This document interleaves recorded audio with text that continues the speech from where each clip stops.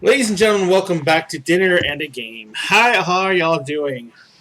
Um, so, we're just going to go ahead and get something out of the way very quickly. Not out of the way. Um, Today is September 18th, 2020, for those of you who are watching this later on. And literally, as we were getting together prior to the show starting, we found out that Ruth Bader Ginsburg has passed away. And so the only thing we're going to say about it is, um, or the only thing I'm going to say about it is, Vote. I wish her family the best in this time. She seemed like an incredible person. It is an amazing loss, not just for the nation, but for her family. And we're going to do our part to make sure that everything she fought for is not for in vain. And yeah, if you can go vote, vote. So, sorry. If anyone else wants to say anything, please. We have a forum and we have a voice. We may as well use it. I'm super proud of her for holding on for as long as she did because she was so adamant she was going to last as long as possible.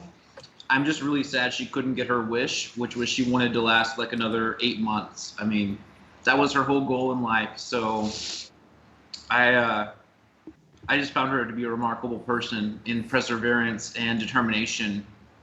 And I mean, she could have retired years ago easily, and she wanted something else. So she fought as hard as possible for the things she wanted, and I think that that's one of the most honorable ways you could possibly go out. Absolutely. I mean, she knew she was dying, and the only thing she was doing was fighting to give us time. So,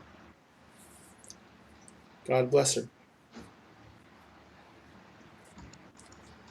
In the meantime, we're going to do our best to distract the living hell out of ourselves. So, welcome to Firefly, ladies and gentlemen. We wish it had started on a better note, and we apologize. Um, Tonight, we're going to be playing an incredibly intense game of Firefly. As you guys may remember, last time on the show, we did have everyone being forced down to the surface of Miranda in order to retrieve a data recorder from a downed ship there. So, before we get to the chaos and the anarchy, we do have several announcements that seem much less important now. But we're going to try and get through it. So, first off, we are doing the race to 8,000 followers on Facebook. We are trying to get 8,000 followers on Facebook. We are doing incredibly well. The progression is going amazingly fast, as it seems to always do when we go past the 500 mark, because we just did that a couple of days ago. And as of right now, Jessica, do you have those numbers? Actually, now that I think about it, let me refresh the page. Sure. Because, holy shit, okay. 7831. So yeah, we just crested 7,500 like 2 days ago, and we're already at 7,831 followers. So we keep on growing. It's amazing. We thank you guys so much for the support. And when we reach 8,000 followers, we're going to be giving away a couple of prizes. The first is a prize pack, and it is going to be the limited edition covers of the D&D campaign settings of Descent into Avernus, which was the previous campaign setting, was previously the most recent campaign setting that was launched. We're going to be giving away the collector's edition cover of that, and we're going to be giving away the new campaign setting, which is Icewind Dale, which I put somewhere and then lost. But the Icewind Dale campaign setting, and that is going to have a special edition cover as well, and that is going to be given out to one winner, and we hit 8K. And then we're also going to be giving out a very limited edition Vox Machina Origins Volume 2 Origins book. This is the trade paperback and hardback cover edition with the foil stamped burnished book bound and faux leather covers. It's got the commemorative print with the Hunter Severin Boyan and a Stephen McGowan artwork. And it's in a decorative slipcase, and it's designed to be a collector's item. It's a limited edition run. You can only get them at the Critical Role website, and we are going to be giving one of these away to another winner at 8,000 followers. And if we keep on going on the scale we're going, that's probably going to happen maybe before the end of the weekend. So we may be able to, hopefully we can announce that on Dinner Conversations tomorrow. If not, we're going to be probably announcing, we might be able to announce it on Strahd. If not, more than definitely during Eberron. So, please go to our page, like and follow the page. On the page, you will find a link or a post up there that has. Sorry, I was looking at our own page and I saw something I didn't recognize. But there's a link on there to the contest. I'm going to repost it again before the end of the show. And if you go to that link and share out that post, you will be entered to win the contest automatically, as long as you like and follow our Facebook page. So please go do that, and that way you'll be entered to win. And the moment we hit 8,000, we are going to draw one winner from the people who have shared that post. So thank you all very much for the help. This has been an amazing run. It's been, once again, as always, when we do these things, it starts out kind of slow, but this one didn't, actually. This one was scary. This one took, I think it's only took 3 weeks. So it's been really incredible. So thank you guys very much for the help with that. And the next thing, we have one other contest we want to get to real quick, and that is our Twitch followers contest. Kessie, do you have the information on the Twitch followers contest? I do. So currently we're at 147, so we went down a follower. So if everyone could be wonderful and share our Twitch stream with all your friends, let them know about it. If they want to just come and give us a follow, that'd be great, because we're trying to reach 200. And when we reach 200, we will pull from the names of our followers. And one winner will get the group of minis that Ray has so wonderfully 3D printed for the winner. And it's a group of 3 heroes and a full bar scene. And they're you really, can see it. really It'll probably be scrolling through in the center of the thingy. Yeah. I think in just a minute here, because I think I just saw it. So it's going to have to scroll through for a little bit. Yeah. Sorry about that, Kessie. Go ahead. No, so that's we're just trying to reach 200 followers. We're at 147. We're very close. So just try and share our stream and let people know that all they got to do is come give us a follow for that, and they're entered to win. It's completely free. Absolutely. Thank you very much, Kessie. And the next thing we're going to go about is, I guess, a little light in the news from today, but something we're trying to do put some good back into the world. And that is our Extra Life, it's not a contest, our Extra Life charity event. Josh, Mr. Runyon, sir, can you give us a little breakdown on Extra Life? I absolutely can. Extra Life is a charity that we have partnered up with. Those of you who know about Extra Life, get ready to hear about them again. And those of you who do not, here is the breakdown for you. Extra Life is a charity that has operated in and throughout the gaming / geek / nerd community for quite some time now. They've been very focused on helping children, particularly sick children, injured children, unfortunate children, and they have done an amazing job of doing so thus far since their inception. We have set a goal with them through Cook's Children's Hospital that is in the Dallas-Fort Worth area. Our goal has been set at 2,000. As of right now, or at least a few minutes ago when I last checked the numbers, we are at 1,260, which means we are inching ever ever closer to that goal. We've had a couple of really big spikes, and we're hoping that before the deadline, which is November 7th, Jessica's birthday, that we will be able to smash the goal out of the park, completely surpass it, and have ourselves a nice little happy birthday present / celebration for not only her, but also for the kids that we are going to help. We understand, as always, not everybody is in a position to give. Times are tough. 2020 is an absolute train wreck of a year. But if you aren't able to give, share the post, share the information, get the word out there, and maybe it'll reach somebody else who is able to. So share the word, donate, even just if it's $10, $1. It literally anything helps. Yeah, and don't forget, guys. Save a kid. Be a hero. Yeah. And don't forget, guys, if you guys can get us up to 20 average viewers tonight, Jonathan will donate another $100 to Extra Life if we can get to 20 average viewers, because we already did the 15 average viewers for Firefly. So if you can get the 20 average viewers for this show, Jonathan is going to donate another $100 after he drinks an entire gallon of milk. Straight from the bottle. But yes, Jonathan's I already... well, do this. I'm about to. Also, just because, I mean, come on, it's because it's something we can do and something small we can do in her name. If anyone chooses to donate to Extra Life tonight, I will match it 100%, dollar for dollar, no matter what the amount. As long as no one donates like over $1,000, because I don't think I can do that right now. But I will donate $1 for dollar for anyone who donates tonight. And that means if 10 people donate $10, I will donate 100. Math is easy. Make me spend money. It's funny. And if you guys get to 20 average viewers and Jonathan has to donate that $100, I will match it.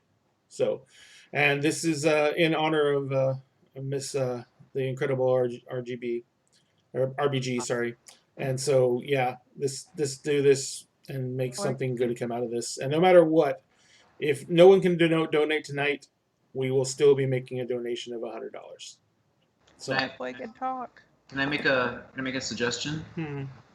In honor of RBG, if somebody wants to make a donation and they PM like somebody's name they want read on air for the donation because they would not have believed in her and you'd like to make the donation in their name to spite them, we would be happy to read those names on air as having donated to the cause in her name.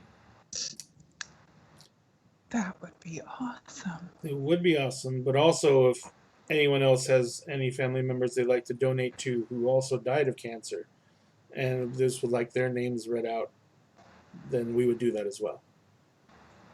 So, Ray's always got to take it back to a happy place. All right, so Meg, we're gonna need more cry counters.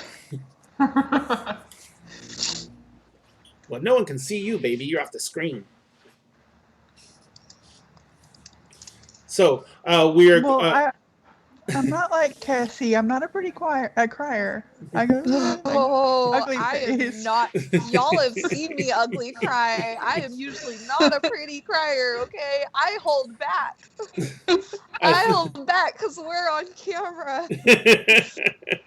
Well, let's turn the freaking cry counter off tonight. This is not a fun night. Yes. So we can see her forehead. Yes, baby, we can see your forehead. That's it. Could you please fix the camera? I don't know where the hell you want me to put it. Down, probably. Tilt it down. It's got a 360-degree rotational base. You can literally flip the camera forward. Oh, look, now it's staying perfectly there. You know why? Because it's arguing with you. There's a cat playing with the cord, babe. Well, don't let the cat play with the cord. You have the cat string. Distract the cat. I don't have the cat now you string. can see my wife's glorious boobs. Okay, so can y'all see her face on the actual stream? Because that's not what I'm seeing Nope. on the Skype call. Nope. Now we can't see her forehead at all. We can just see from her nose down. Hey. There you go. The top of her desk, as messy as it is. All right, so one last thing we want to go over tonight before we get started into the game and hopefully can take our minds off everything is we are doing a promotion where it's not a promotion. We're not charging anything for this, but we're doing a feature. And that feature is we're taking every single game store we can think of and we are trying to promote them as part of our bid to try and save our local gaming community. Right now, with everything going on, with all the chaos going on, as if everything wasn't bad enough, we are facing a situation where the local gaming stores are suffering on an immense level. Most 90% of these stores, 99% of these stores are mom and pop shops. Even the one we're doing tonight, which everyone in Texas would know is part of a chain, it's actually not a chain. Tonight we're promoting Dragon's Lair Comics and Fantasies in Austin, Texas, one of the oldest gaming and comic book shops in the state of Texas, one of the most well-known. But what people don't understand, because there's lots of them all across Texas, is they think that this is a chain. It's actually not. This is a franchise, which means each one of these stores is individually owned. They're not all part of the same chain. They're not all owned by the same person. There's a franchise store. I think there's two in Austin, and I think they're both owned by the same person. And that's the only one that is. All the others are chains. So we're going to promote these stores individually because they're not, like I said, they're not part of a chain or anything like that. So the rules in one store won't apply to another. We can't make a broad statement like that for this. Dragon's Lair in Austin is a game store that is practicing social distancing. They are doing curbside service. So if you guys go to the store, you don't even have to go into the store. You can pick up your orders at the curb. If you do choose to go into the store, they're doing social distancing. So they're doing limited occupancy and they're requiring masks for visits. Anything you can do to try and support local businesses and to try and support these local game stores will go a long way to making sure that they're still around when when we finally get an answer for COVID and things can go back to normal as best they can. And that means that if you guys want to come back to these game stores and find new players and be able to hang out with the people at the game store again, just like we used to, you have to be there for them now. And if you can't be there for them now, they're not going to be around later. So do what you can. Buy local, support local stores, and just do everything you can to get this taken care of, or to make sure these stores stick around. So please, shop at your local game store. I've personally been in that store, Ray. The one in Austin? It's actually, the one in Austin is actually. How long really ago? They moved a few years ago. So the location I went into was when they were right next to like Hop Daddy's. Yeah. Yep, that's where they're still at. The big ass store. Yeah. All right, so like that store was just like really cool because they had all the product laid out near the entrance and arranged in like really kind of interesting and cool ways, so that it actually looked nice and inviting. But then a huge chunk of the back of the store was set up so that there was like an area for all the miniature war gamers. There was places for people to sit down and play like art role-playing games, and then there were other tables and stuff that were set up where if you were interested in like board games and stuff, you could demo them, and they had like a huge inventory they had taken off the shelves and just set up as like stuff that you could play. So I mean, like, obviously this is a pre-COVID situation, but I mean, like, it was just like a really cool place that you could see everything being done or demoed or kind of like do it yourself. Yeah, and they set up a lot of precedent with that now a lot of game stores emulate, because a lot of game stores now have those lending libraries where people can come in and play games that are owned by the store and kept inside the store for people to utilize. And Dragon's Lair was one of the first to actually start doing that for people. So that way you could actually try a game out before you bought it. Yeah, and everybody who knows me knows I love dice, and they have a literal just like counter full of dice. They've got chess X, they got dice labs, they've got so many dice, so many options. So for you dice goblins out there, it is a mecca. So Did you see Evan's idea for me earlier today, yes. Josh? I'm asking Josh if Yes, he saw yes, it. I did. Very, saw it. very, very seriously thinking about this. It's kind of funny that you mentioned that because Satine Phoenix did a photo series where she was basically naked and half buried in D20s. I could almost probably pull that off for myself with how many dice I have. Are you talking about with just your own dice collection, Cassie? Yeah, with just my own dice. Yes. She keeps her dice in a I'm 50-pound getting drum. there. I'm getting there. If I couldn't pull it off, I'm getting close. So, and the last thing we need to cover is one of the most important things that we need to cover for us, and that is the fact that we have launched our Patreon. Our Patreon is going strong. If you guys saw any announcements, if you follow us on Facebook, we just finally, after all this time, have set up our LLC and our business and getting our business license, and that is because we are starting orders from overseas. And we are starting to get product in so we can actually have physical rewards for our Patreon, as well as launching our own online store. And we are going to go and have get these physical rewards in so we can open up the last 4 tiers of our Patreon reward system. We're going to be doing photos as soon as we get them in, but we're doing the 7 dice polyhedral sets that are going to have our logo in place of the high number, and they're going to have white dice with red ink. Those are the first set we're getting in. We're also going to get in some samples of the dice vaults we're going to be having. The dice vaults are going to have our logo on. They're wood dice vaults with magnets to hold them together, and they're going to have our logo etched into one side, and on the other side they're going to have some custom artwork that we've had designed for the other side of the dice trays or dice vaults, and we're going to have those coming in. Everything should be in here within about 2 months. And we're going to be posting pictures of those up online and getting those out there. And we're going to do orders based on that. The dice vaults are going to come in 7 different types of wood. And so we're going to be putting those up and seeing, if everyone likes everything. We're going to put an order in we're going to put an initial order in for like all 7 different types of wood. But based on sales and everything like that, we may cut back on some if people don't like a certain type.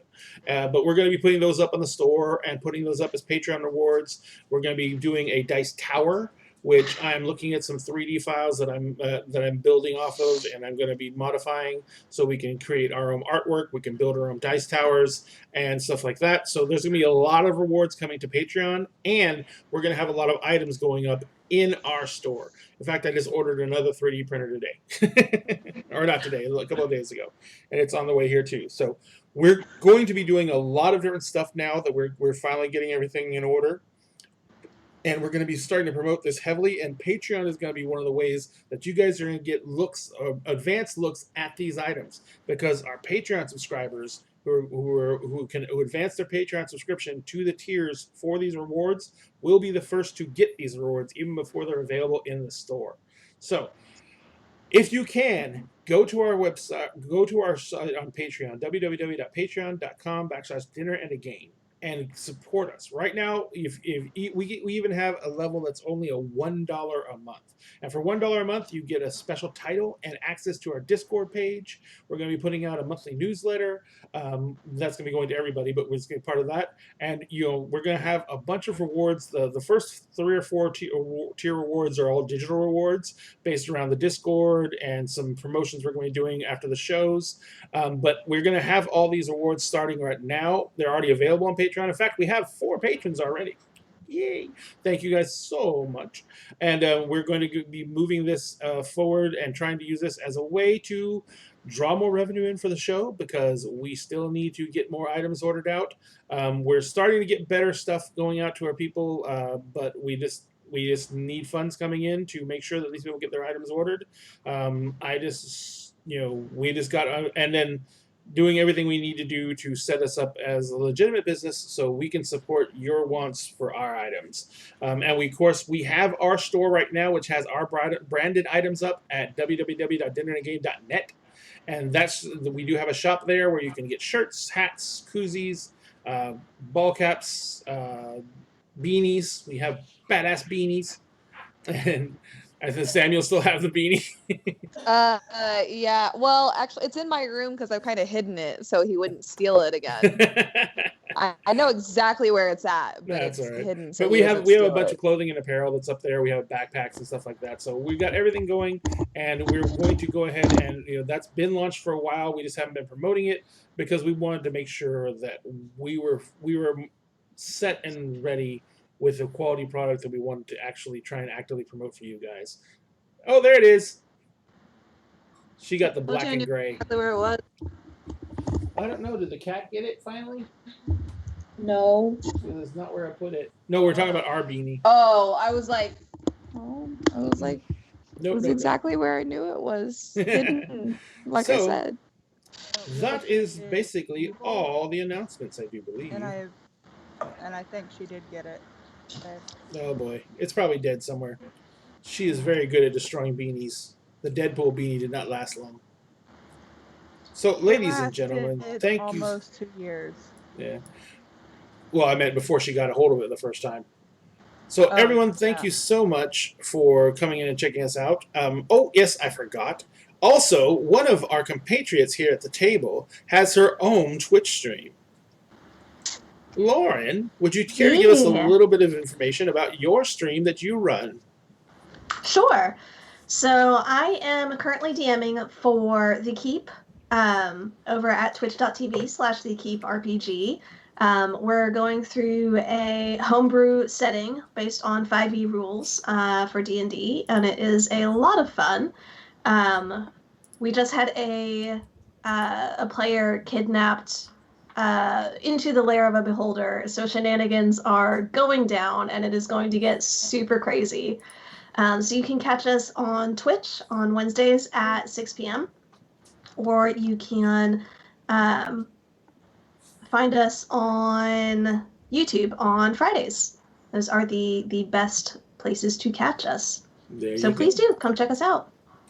And do check them out. They do get up to shenanigans. It does get crazy, and I always, like I told Lauren before, I always like it when it's getting really out of hand, and Lauren just like starts snapping at the table.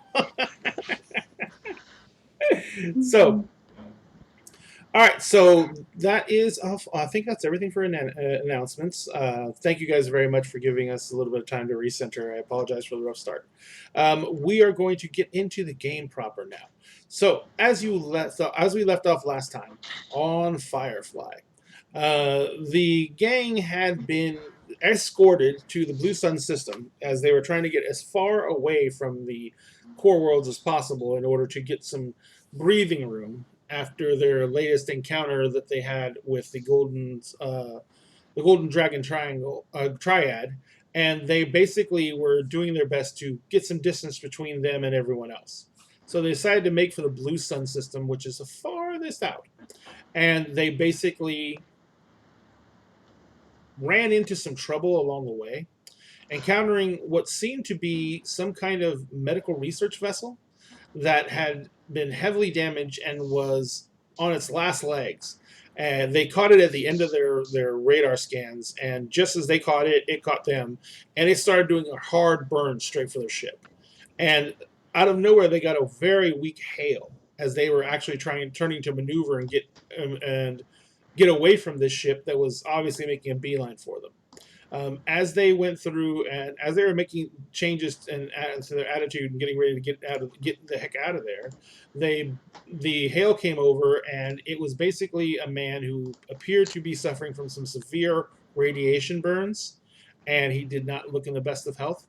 And he begged them to come to the ship to board his ship and save what he said was the remains of his crew, which were in a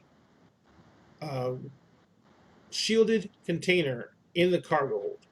So he basically begged them to do so and then passed out, leaving the wave open. The captain and the crew had a discussion. The captain prevailed that they were going to try and help these people. They got on the ship, and they were trying to do everything they could to secure the ship and secure the people. A whole bunch of things have happened, including Hank nearly getting jettisoned out into space, the ship spinning oh my god, my brain is so fried. The ship that they flew over in, the shuttlecraft, being knocked basically spinning into space as well. Hank literally got hit by the ship and had his shoulder dislocated and had to crawl his way back into the ship and regain control with only one arm. And then he finally, and then while Hank was doing all that, the captain and Doc, who were inside the ship to help explore the vessel, encountered the same man they saw on the wave, who no longer looked like he was feeling ill and was in fact pretty much foaming at the mouth. He appeared at the top of the cargo hold, coming down the stairs from what was obviously towards the front of the ship and the cockpit. And he came down, and instead of just coming down the stairs from the cargo hold, he just jumped over the railing and fell 20 feet to the metal deck. They heard a sickening snap, but he still got up on basically all fours and started trying to run towards them. A battle ensued, during which the captain managed to literally pin him to the deck with a metal rod and then bend that rod in place. This apparently stunned him enough to where he regained a little bit of sensibility, and he told the captain that they had not been able to find out what caused it and what spread it. So he was going to have to watch those people, and he was indicating the people in the cargo and in the shielded container in the cargo hold. And the captain nodded. He and Jude, and I hate Jude, but he and Hank, too many people. He and Harry managed to finally get the cargo container attached to the umbilical. They were getting ready to pull it out, and they went and got into the shuttle. They were pulling the container out of the shuttle and making it, getting ready to make flight, when a piece of metal rod covered in blood came shooting out of the open cargo bay door, which had no atmosphere, by the way. And it fired out and it hit one of the shuttle's engines, sending the shuttle careening out of control. And when it did that, the shuttle, of course, ripped that cargo container out of the hold, and the cargo container slammed into the shuttle, doing even more damage. They both began spinning around each other, whipping around in space. Hank barely managed to detach the umbilical that held on to the cargo container, and it went shooting off into space in the distance, and then got control of the shuttle enough to discover that the shuttle was heavily damaged, and they basically were kind of limping along through space. So then Jude took control of the situation and managed to use the Borealis to swoop in and literally do what's called a barn swallow, where she literally slid the cargo bay doors over the shuttle and caught the shuttle out of mid-space. And they basically managed to get the shuttle in, and they didn't even damage the ship or the shuttle that much in doing so. And once they did that, they started taking off. As they were leaving, they also found the Harry had been in, when they were inside the other ship. Harry had found a bunch of records that pertained to experiments that were being done in that ship that were very disturbing. So she used her camera on her EVA suit, and she started flipping through pages and recording the pages so she could get as much information as she could. When she got over, she told the captain about it. As she was telling the captain about what she had found, and they were pulling away from the other ship exploded. And what looked to be what may have once been an Alliance strike cruiser came flying through the debris field after it exploded out and was bearing down on them. Now, their ship was already trying to get up to speed, but that's an Alliance strike cruiser, and they were in a cargo ship. So they were losing that race very quickly. Captain Parrish decided it was time to take matters in his own hands. He went down into the cargo bay, and he was going to jettison the shuttle out into space to try and throw it between the Alliance strike cruiser and their ship, when Baden had a brilliant idea and ran and put one of their crybabies into the shuttle with the help of Kelly. And Hank wasn't able to help because he had his shoulder dislocated and he had to be given some heavy tranquilizers, which were accidentally maybe tripled in dosage by accident, kind of, sort of, maybe, because ketamine, hell of a drug. I said I was sorry. So Hank was unconscious, having a nice little nap, and I get reminded every single day at it's work. not our fault every you work in damn the medical day. field.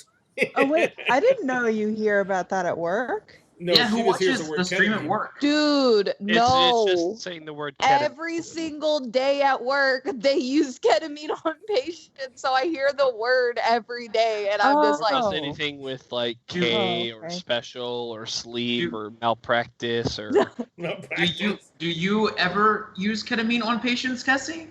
I personally do not handle the ketamine. That is our CRNAs that have that why? that are shut up. Oh, Except so for that's why lunch, the but accident that's happened. personal. You're not actually used to handling ketamine. Yeah, exactly. That's the problem. God. That It was was the supposed to be problem for sure. anti-inflammatory. Anti-inflammatory. But So anyway, yeah, no, literally my CRNA like a couple days ago was like, hey, it's like to my nurse, is like, hey, I need to waste this ketamine with you. And I was just like, people are don't gonna say start that word noticing out loud that around me.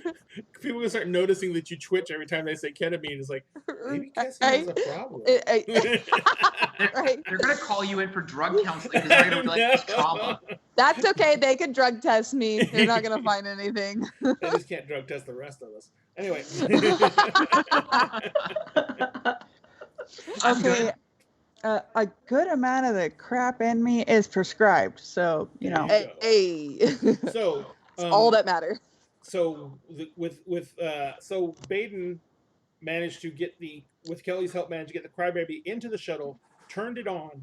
Then Baden and Kelly went and got strapped in, and the captain in an EVA suit stood in the cargo bay, kind of tied himself off, and then explosively decompressed the cargo bay open, causing the scuttle to jettison out with that crybaby in it. When the strike cruiser launched a missile at their ship, and he literally waited until the last possible second because he knew that the shuttle coming out was going to need to be as close to the ship as possible to fool that missile. And through a series of amazing dice rolls, he worked perfectly. And the shuttle was hit by the missile, exploded. The strike cruiser was catching up so fast that it was so close to them by that point that it flew directly into the debris field from the shuttle, and it was damaged and lost power. But one bad thing happened that they did not find out until later. The captain resealed the cargo bay. He went upstairs to the med bay where his brother was unconscious. He was sat down, was holding the doc's hand and trying to be consoling, and passed out. After a little while, the doc was like, "I need to check on Hank," and she got up, and when she let go of the captain's hand, it kind of just dropped limply to his side. And they quickly discovered that a piece of the debris from the shuttle had come in through the hangar door at probably insanely high speed and gone straight through the captain. And he was in shock, and he was bleeding out into his EVA chute. A whole bunch of emergency trauma happened. They got the captain stabilized, but they also discovered at that point that whatever piece of shrapnel went through the captain also went through their air scrubbers in the ship, and that the ship was no longer producing fresh oxygen. So Hank was still unconscious. Baden and Jude tried to go down and fix the air scrubbers. Hank, sensing something was wrong, even in his unconscious and delirious state, woke up to come save his ship, but could not walk. So Kelly had to carry him down No, into the... it was the fact that somebody messed with his tool belt. Yeah, someone Wasn't messed even with his the tool ship. belt. It was the fact that somebody took his tool belt. No, it was the ship. Yep. Mhm. But he went down. He had Kelly carry him down, and when he helped Jude and Baden get the repairs done, when they finally got that fixed, they discovered that they were being... When all the alarms stopped going off, they discovered they were being hailed.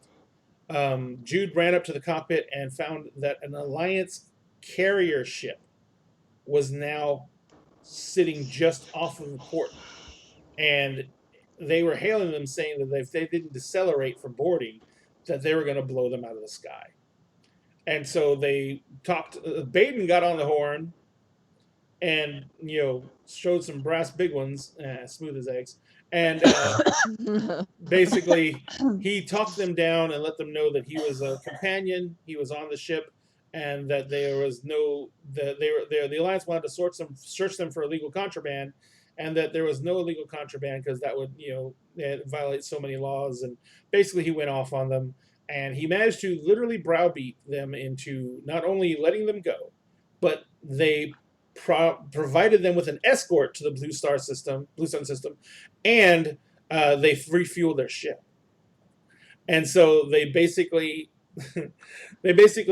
got all that done, and they were given an escort of an actual Alliance strike cruiser, not a one covered in human remains and spikes. And they basically took off for the Blue Sun system. After a couple of days, they made it to Blue Sun, at which time that strike cruiser hailed them again and told them basically that they were going to be boarded. They were boarded after they scrambled and hid the actual contraband they did have on board the ship.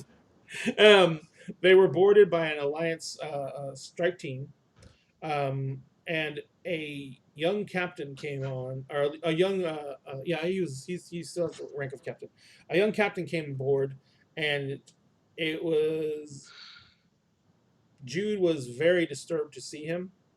Baden was also shocked to see him, and he basically told them that he had a job for them. It was a very dangerous job, but he wanted to attempt it with a non-Alliance resources, because he wanted to see if it could get done safely without risking his people, and he was willing to pay them handsomely to take that risk. He wanted them to go down to a planet that is in the Blue Sun system that is quarantined, because there had been a crash there, and he wanted to get the flight data recorder from the crash site. He offered them an astronomical fee. The captain spoke to him a little bit about it, got the specifics, found out that the Alliance knew that number one, knows that Reavers are real, and number two, that they know that this particular planet is a nest of Reavers. They still agreed to do the job because the numbers were just too good. When you put it that way, it sounds like a bad idea. You put it that way. Don't look at me. I didn't make you take the job. But anyway, so they took the job. But when the captain left with his strike force to go back to his ship, Baden told Captain Hawk Parrish that he thought it was an incredibly bad idea. And Jonathan, you did tell him that you and Jude's lives were in danger, right? Yeah, but I used it through the nuance of body language and FBI facial reading kind of crap that a reader should be able to do, not a psychic reader. He didn't tell me, hey, I can read people's minds. That'd be too easy. Okay, anyway. You know what? You jumped on that money way too fast. And if I'm a reader, you could jump on some even better money from the Alliance even faster. So, and Jonathan did reveal out of character that Baden is a reader. Also, as they were going through this, Baden, as they were waiting to be boarded for that time period, between when they're still traveling to the Blue Sun system, Baden spent a lot of his time going over the documentation that Doc Harry had found on the ship and gone over in a recorder, and he discovered that they were doing experiments on Reavers that they were capturing, and that they were trying to discern what caused them to happen. They had done a lot of tests, and they discovered that all the readers had a certain genome type in common. is a genotype that presents itself in less than 1% of the entire population. That was actually, I think it's less than 1%. It's like 0.001 or 0.002% of the population. But all the Reavers have this genome in common. They did not know what causes the Reavers to be able to infect others. They had not figured that out. They did know that at least one of their previous crew had been infected, and that none of the other people had shown any signs of infection, but they were operating the ship as a quarantine vessel. But they were still doing their experimentation. So, I think that's just about where we left off now. Because, Jonathan, I remember you did tell the captain that you had discovered that, didn't you? I talked to Kessie about that. Oh, Doc Yeah, So and that she could do the genome test on everybody. and I did do the genome test on Oh, everybody. yeah, I and think I where we found out left that off was I found out that it was Baden and Laura. Jude. No, Jude. Jude. Yeah. Yeah, and I then we was had like, a I know big it was something with the feast. J and Jude. We had a where we big had feast. one big family dinner. Yep. And then Jude and I happily jogged off to the cockpit, still Yeah, not knowing and that was when I was like, and that was when I had a discussion with the captain about whether or not he was going to tell them, because if he wasn't going to tell them, I was not going to let them not know. Gotcha. I had important things to take care of. So that is a basic summary of what happened. Like forgetting to tell them. Yeah, Like completely forgetting to to tell people some of the most important information they can have in That's their entire okay. lives. They almost forgot to tell me that the Alliance was going to board the ship when I had all of the medicine out. All the stolen drugs. All the stolen drugs in a bag in your room or something. No, they're hidden. They're hidden already. Well, they just but moved I've them. been using stuff, and I Oh, was like, yeah. somebody please come tell me. Somebody please come tell me. Somebody please Because come you had tell all the me. wrappers and everything that had all the Alliance marking codes on them, just laying around in your Yeah. OR. Yeah, and I was like, and they almost forgot to tell me, and then finally, yeah, okay, never mind. Anyway, let's go on. Let's Well, move you on. guys, one thing no one really took note of, they never bothered to search your ship. Oh yeah, no. Yeah, no, he walked on the ship and Deus Ex Machina knew yeah, everything. I did notice that. Although that does bring up the point that I got paranoid and wondered why they were able to know things that they shouldn't have known, like the Cap's injury and stuff. And that's when we found the bug device and found that they actually had a bug hidden in a crate on our ship. Actually, you've not opened the crate. All you know is that the signal is coming from the crate. From the crate, yeah. But we know that they've basically been snooping on us for weeks now. Pretty much, yes. 3 weeks. From before we ever even found the ship. Yep. Wait a minute, before you found the ship space, yes. So you don't know why that's there. You don't know why they're suddenly interested in you. Oh, but you did find out at the very end as well that Jude is AWOL. Oh no, I think only Captain found out. I think Baden is the one who knows, and he only knows that because he's a reader and was going through my memories with that. Oh yeah, that's right. I think Jude was getting ready to tell me about her, and I was like, "Shh, your family. That's all that matters. Your family. I'll tell you what you are. I'll tell you what you are. Your family. Now pilot this ship real good and get us the hell out of here."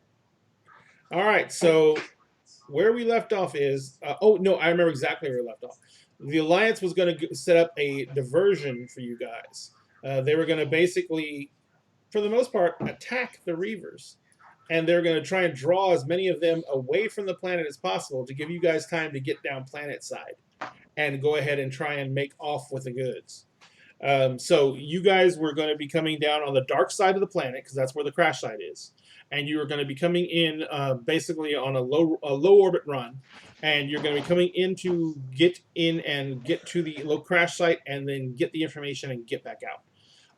From what you guys can tell, because there's no power on the planet that you can see. There's a few isolated areas where you can see there's campfires, not campfires, but there's some kind of very small amounts of population, and the crash site is right near one of those. The crash site is very it's in a very urban area, so there's really nowhere to put down a ship as big as the Borealis nearby. So what you guys need to decide, and the Alliance had basically was going had already set off the distraction. But what I wanted to do is give you a couple of moments to, because you had like about 45 minutes to an hour to plan, and you kind of guys didn't kind of do anything of that. So what I want to know is the Alliance is going to basically blow some stuff up in orbit and try and draw a bunch of ships off planet. And then they're hopefully going to clear up enough of the space so where you guys can make it down to planet with minimal resistance. So what are you guys going to attempt to do? Are you going to land the Borealis somewhere? What are you going to do?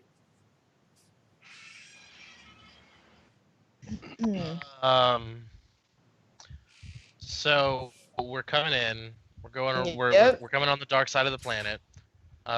We're just going to. We're going. No. We have a beacon that takes us exactly where we're supposed to be going, right? Well, their transponder beacon is still broadcasting. It's just been a while, so it's not very strong. Right, but like we can lock onto the signal, and like we won't have to like do a whole lot of searching. Right? We're not gonna. It's not gonna be like let's fly around and find it. The two things you have to worry about. Like I said, the crash is in a very urban area, so there's not a ton of places. Like there's almost nowhere to set down something as big as the Borealis, and there is even the shuttle. It's going to be hard to find a street wide enough to set the shuttle down on. So you're going to have to walk at least a couple of blocks to get to the crash site. Is there a way for us to like fly to the crash site and then like rappel down using the salvage gear that we have, like the tethers and stuff? Because like we've already established that we've got all that. We've got like cables, we've got tethers. Yeah, but we got stuff to strap things down on those. Kelly could probably do it. Mr. Parrish, how fit are you? Because you said you're an older gentleman.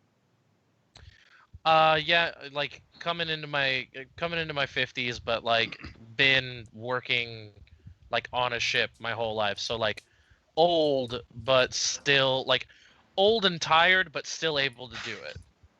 Gotcha. That's what I like to say until I try and do it. So you can definitely make this attempt. The shuttle can hover for a bit. It's not, that's not going to be taxing. The other thing is you're going to have to take Baden's shuttle. Because remember, the other shuttle got blown to pieces. Well, no, we can't take, like, the Borealis? The Borealis would pretty much... You cannot blow our cover? No, not blowing your cover. The Borealis hovering is a target, so that's bad, yes. But the Borealis would also, with it's the downdraft from the thrust and everything like that, to keep something that big afloat, would anyone who tries to rappel off of that ship is going to get blown away. It's like, have you ever witnessed a Harrier jump jet taking off? Yes. Okay, so that down thrust is enough to break bones. Yeah. So now multiply that times something the size of the Borealis. Yeah, I was gonna say the engine's got to be strong enough to break the orbit. Yeah, that tracks. So okay, so we'd have to walk a couple blocks. Like there's a spot where we could like touch down, and then we could get down, and then have to touch down with a shuttle. It would be even farther with the Borealis. I mean, you could take a mule with the Borealis. I'm really not trying to take a shuttle. Like I'm not trying to take Baden shuttle because we need that. We need it for later. I mean, I don't need it anymore. No, we need it. What the fuck? We need it for later. It's like, I don't need it anymore. I'm dead. Do we have a mule or some sort of I was gonna other say you small could take vehicle? a mule. You know what? We do have. Hopes and dreams. We have plot points to create like an ATV. Well, I would say the mule can a standard mule can seat like four people. We would have like an ATV. Like if we're taking cargo on, like Yeah. we would have like an ATV to like haul stuff onto the ship, like on You're a cart big or remember something like that. you made sure to make the Borealis a larger cargo ship. It's not a medium Yeah. size. It's it's bigger than that. So you would we've probably de- have so- a big anti-grav mule that's basically the equivalent of a truck Yeah. with a big flatbed behind it.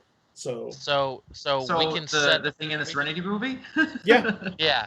Yeah, we can set the Borealis down like outside of the crash site where we can to get the truck off, and then we can take the truck into town. That way we've got like at least a land vehicle, and that way the Borealis can kind of keep like a circular flight pattern around the area, so that way if we need a speedy getaway, like the engine's still running, it's still good to go. And if we have to do some daring maneuvers like jump off a cliff and go into the cargo bay, do some cool shit, we can. all right. So what we're going to do is you're going to dust down with the Borealis. Basically let the mule go. Is the Borealis going to stay on the ground? No, absolutely not. Where do you want the Borealis to go? I want the Borealis to kind of just circle the area. Just a circular holding pattern? Okay, Jude, you know that means if you're staying in Atmo and circling around, you're a giant heat signature for a heat-seeking missile. Mm-hmm. The higher you are, the easier it is for them to actually hit you. You know that as an experienced pilot. Yep. And I do convey that to the cap. That's going to be real risky. The two choices you have to be the safest are put the Borealis down but keep her in pre-flight mode to where she can be fired up real quick, or take her back out of Atmo. If we're gonna if we can't do a circular flight pattern without extreme risk, then put her back in Atmo, because we're not leaving her on the ground. Well, that means it's going to be minutes instead of seconds until you can get to them, like 10 minutes. Yep. May I recommend you go ahead and take the shuttle too and leave it parked so that you can ATV back the shuttle in an extreme emergency? Well, if they take, how many people are going on this away mission, Captain? Three. It's me, Harry, and Kelly. That's it. That's it. No one else. That's all. it. No one else. Yep. So Don't sound so excited. Don't sound so excited. So excited. Don't let your hype overtake you. All right.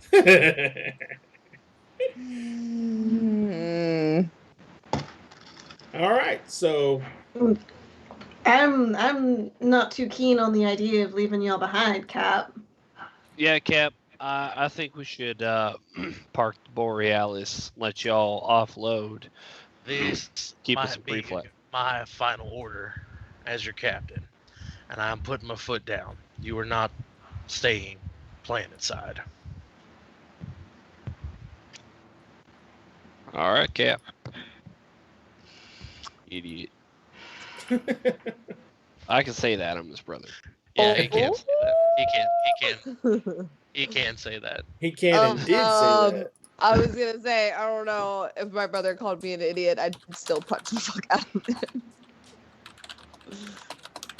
No, it's okay, because that's the last thing he's going to say to me, so that way when I die, he can carry that weight with him for the rest of his life. Forever. Yeah. Forever I'm in the long game. Hey. I think you might actually be in the end game now. Oh. Only Hey, time will tell.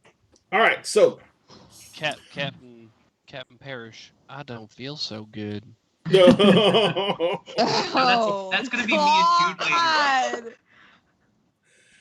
God. Ooh, shit. All right, Uh. so Baden, Hank, and Jude will be staying on the ship, following the captain's And orders Baden and Jude, going like, back okay, out. well, they're going out. Back out. Never mind. Harry, Captain Parrish, and Kelly are going to get on the mule, or are they going to take ATVs? I mean, you probably only have one or two ATVs, but someone could ride double. You have like one ATV that two ATVs and one of those little carts for behind one of the ATVs. So we can all fit in the mule, Mm-hmm. but the ATVs are probably going to be faster. No. No. No. Okay, then we're all going in the mule. Remember, the mule ran from an actual Reaver ship. Right. Mule it is. An ATV is stuck going on ground. So Mule it is. all right. So you guys get up in get into the hover mule, and you guys get up in the hover mule. When you touch down, they're gonna basically touch down long enough to let the mule go out, and then they're gonna lift back off and they're gonna head out. All right. Yes, ma'am. But because of the information that we got whenever we enter the atmosphere on Miranda, Baden and Jude should not be around. Like should be sequestered away, essentially. No, we put like, them in didn't we? space. We put them in suits. What? Yeah, like they got to be in suits, but they also should be someplace where they can just be.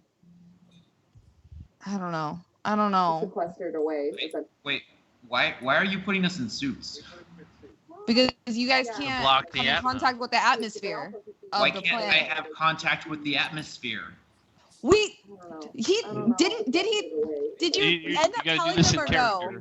Okay, then I'm going. Yeah, if they're on the fucking before we Wait, no. That's how you were breaking it to us. Like you were handing us like an Evo suit, and I'm like, "What's this for? Wear it? Why?" Because you can't be in contact with the atmosphere. wear it. Why can't you be in contact with the atmosphere? What the fuck's going on? Oh no! Oh no! And then I'm instantly gonna realize why I can't be in contact with the atmosphere. Oh yeah. And I'm By going the to turn way. to Jude and By I'm going to say, the way. worst bedside manner ever. No, I didn't. That was all out of Yes. character. Yes. Baden, I think I gotta agree with you on this one. Stop there. I am going to begrudgingly go somewhere with Jude to put on the Evo suit away from the other people that didn't bother to tell us that we have Reaver I genes. told you at least. Do we even have time at this point? Like, are we headed down to the planet yet? No. Hank is No. just like, No. I would have made sure if I had to be the one to tell you guys, I would have made sure to tell you guys with plenty of time. Like I was By expecting the captain handing to me do an it, but Evo if suit? You told No. me by handing me an Evo suit? no, It's an that was EVA not suit. in character. That was a conversation I was trying to have. I'm literally gonna hold the Evo suit. This is the worst way you could possibly tell someone they have Reaver genes. What about the family dinner? Wasn't that a better time to tell us? I gave thought you y'all knew at that chocolate-covered point. Like the last chocolate-covered strawberries I have. I'm gonna die anyways, and this is how you tell me? I thought Baden, y'all knew. you're at about 120%. I'm gonna need you to take it down about 15% there, pal. I'm literally turning to the captain who is mumbling, and I'll be like, just so you know, I was gonna try to convince them to mutiny and be on the planet to save your ass, but now I'm happy to be in space, and I'm just gonna walk off the continent. Oh Jesus. Things go so well. So- I'm in a good mood, guys. Really good mood. Yeah, Cap, you Same. really got the ball on that Jessica, one. you're muted. How do you know she's talking? We can't see her face. She's in the other. I don't know how I know she's talking. She refuses to show her face on camera. She wants everyone to stare at her boobs. Actually, you're staring at my gut. That door frame behind Junior, that would be my bedroom door, which is where I am. Everyone knows that. Yeah. He was making more of a joke about you not having your face on camera. So, I don't know where she is. I swear every time I adjust this, it flops down. Like, I'll fix it in a minute. What were you trying to say? that the extra life die rolls really well. Oh, okay. Excellent. Okay, I had to take cold medicine, so I might fall asleep. So that's what I wanted to say, actually. All right. Well, if you need to drop off, you know the rules. Real life comes first. All right. So, you guys have a plan. Within about 10 minutes of you finalizing your plan, the wave that I described at the end of the last game comes over. You guys actually, the explosion is big enough to where you guys can see it, see the reflection of it across the atmosphere as the Alliance begins lighting up all the junk and debris that circles Miranda and firing at any Reaver ships they find out there. This goes on for a few moments, and the Alliance hail comes back and they say, "We have stirred up the hornet's nest and we've gotten a big pack chasing us. Go now and good luck." So, Jude, are you going to start your run into the planet? Yes. Do you remember how to roll dice? Yes. So you're gonna What am I rolling? You're gonna do a fast burn into atmosphere, which is hard. You're gonna be going a night run with no lights on, but you're gonna have instrumentation, so that's equally hard. And then you're going to be trying to get as low as possible to avoid any of their own radar, which is again really hard. So you're going to roll. Let me get your character sheet up so I can. Where are you, Jude? There you are. Character sheet. You're going to be rolling, of course, your physical plus your fly. You can definitely incorporate ship's pilot. Other than that, that's the only thing I can see for you right now, but the rest is up to you to figure out. Everyone has all their current dice pool is refreshed. So let me see how many. I can't forget to get the full count of my dice here. 8. That's the Borealis. That didn't count. 6. 6. 6. And 6. So, all right. So I got my dice count. What's this one?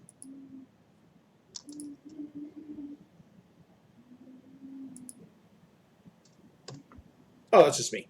All right. So I have my dice pool. You guys have yours. So I'm going to roll to establish your TN for this. I am not spending anything extra for this because I have made this quite a scary dice pool. There we go. So, man. Roll low. Aha! Aha! Complication. Okay. So I have a grand total of an 11, however. Are you going to spend a plot point to give a complication to the Reavers, in this case, in this situation? Yes. What type I of am going complication to do you want to that. give to the Reavers? Now, this is going to be involving the scene of you getting the Borealis down to the planet and getting them dropped off successfully without being noticed. Okay. So can I have them focused, the entirety of them focused on the Alliance's big shiny display? So those who might have been paying more attention to anything else, like their attention is entirely focused So you're going to give on them the the Alliance. complication of totally distracted. Yes. Or looking the other way. One of those. Yeah. All right. So we will give that on to them. That is going to be a complication starter of D8, right, Jonathan?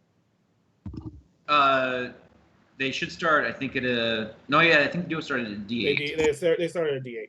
So they now have you now can roll add a D8 complication dice into your roll. Okay. And so you got a D8 plus the dice I quoted to you, and if you get anything else. With my specialty in flying transports, do I get is it an extra D6 for that? Yes, it is. And you don't have to spend anything to add that in, but you do have to spend to keep it. Right. So now you got an extra D6 and an extra D8. Okay. Let's roll that and see what happens. Well, there's a complication for me. Have a plot point, Jude. All right. So your total is Your total right now is a 7, and I have an 11. I gave you a plot point for the one I just bought. You have 2 other 3s. So I can go ahead and spend 2 plot points to keep both of those 3s. That'll put me up at the 13, which beats your 11. Yes, because you have raised the stakes successfully. That is what I'm going to do. All right.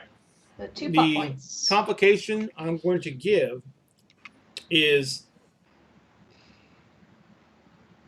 wrong time, right place. And it's going to apply to when you land. Okay. All right. So Jude puts the ship into a hard burn. Not a hard burn. Puts the ship into a decline, goes into atmosphere, burns through the atmosphere quickly, which is dangerous, but she's a good pilot and she handles it. When she comes out of the atmosphere, of course, now the Borealis is a giant glowing fireball. But she quickly brings it down as close to the surface of the planet as possible and begins flying what they call Map of the Earth, which is she is trying to keep the Borealis just out of crashing into anything. And she's flying without lights, only sensors. But at this speed and this low, lights wouldn't even matter. By the time she saw it, you'd be dead. So she's flying almost completely by instrumentation. She is just cracking the edge of the ground. You quickly get to the spot where you would designate that you need to drop off the mule at. I'm assuming that the landing crew is all down in the cargo hold waiting. Yep. You can even wait on the mule. That's what I'm doing. It's technically dangerous, but you can do it. So you guys are sitting on the mule waiting to go out. Who is carrying what, by the way? Because I remember that everyone was trying to get weapons from Kelly. So Kelly, what did you bring to the fight? The captain has his big pistol. I got my hand cannon. Yep. Yeah, I have a long-range rifle and a hand cannon for in case it gets up close. Nothing assault rifle-y? The long-range rifle is like a sniper gun. Yeah, probably. And of course, something extra in case someone forgot to bring something.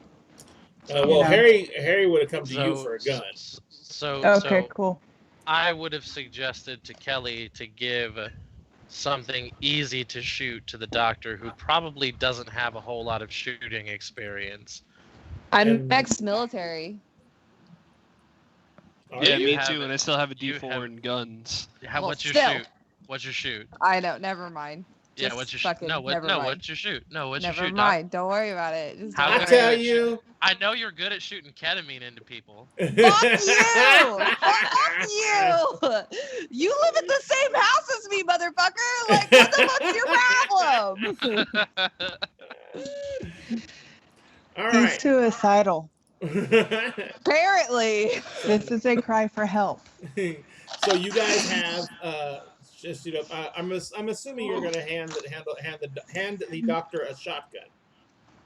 Something. Give me something. Yeah, give her a shotgun. It's basically big damage with not much, experience needed. Yeah, I'm not asking for you to, be a sniper or anything. Nope. If you are, but it's all good. She is not a sniper. I've seen her skill. No, not. All right.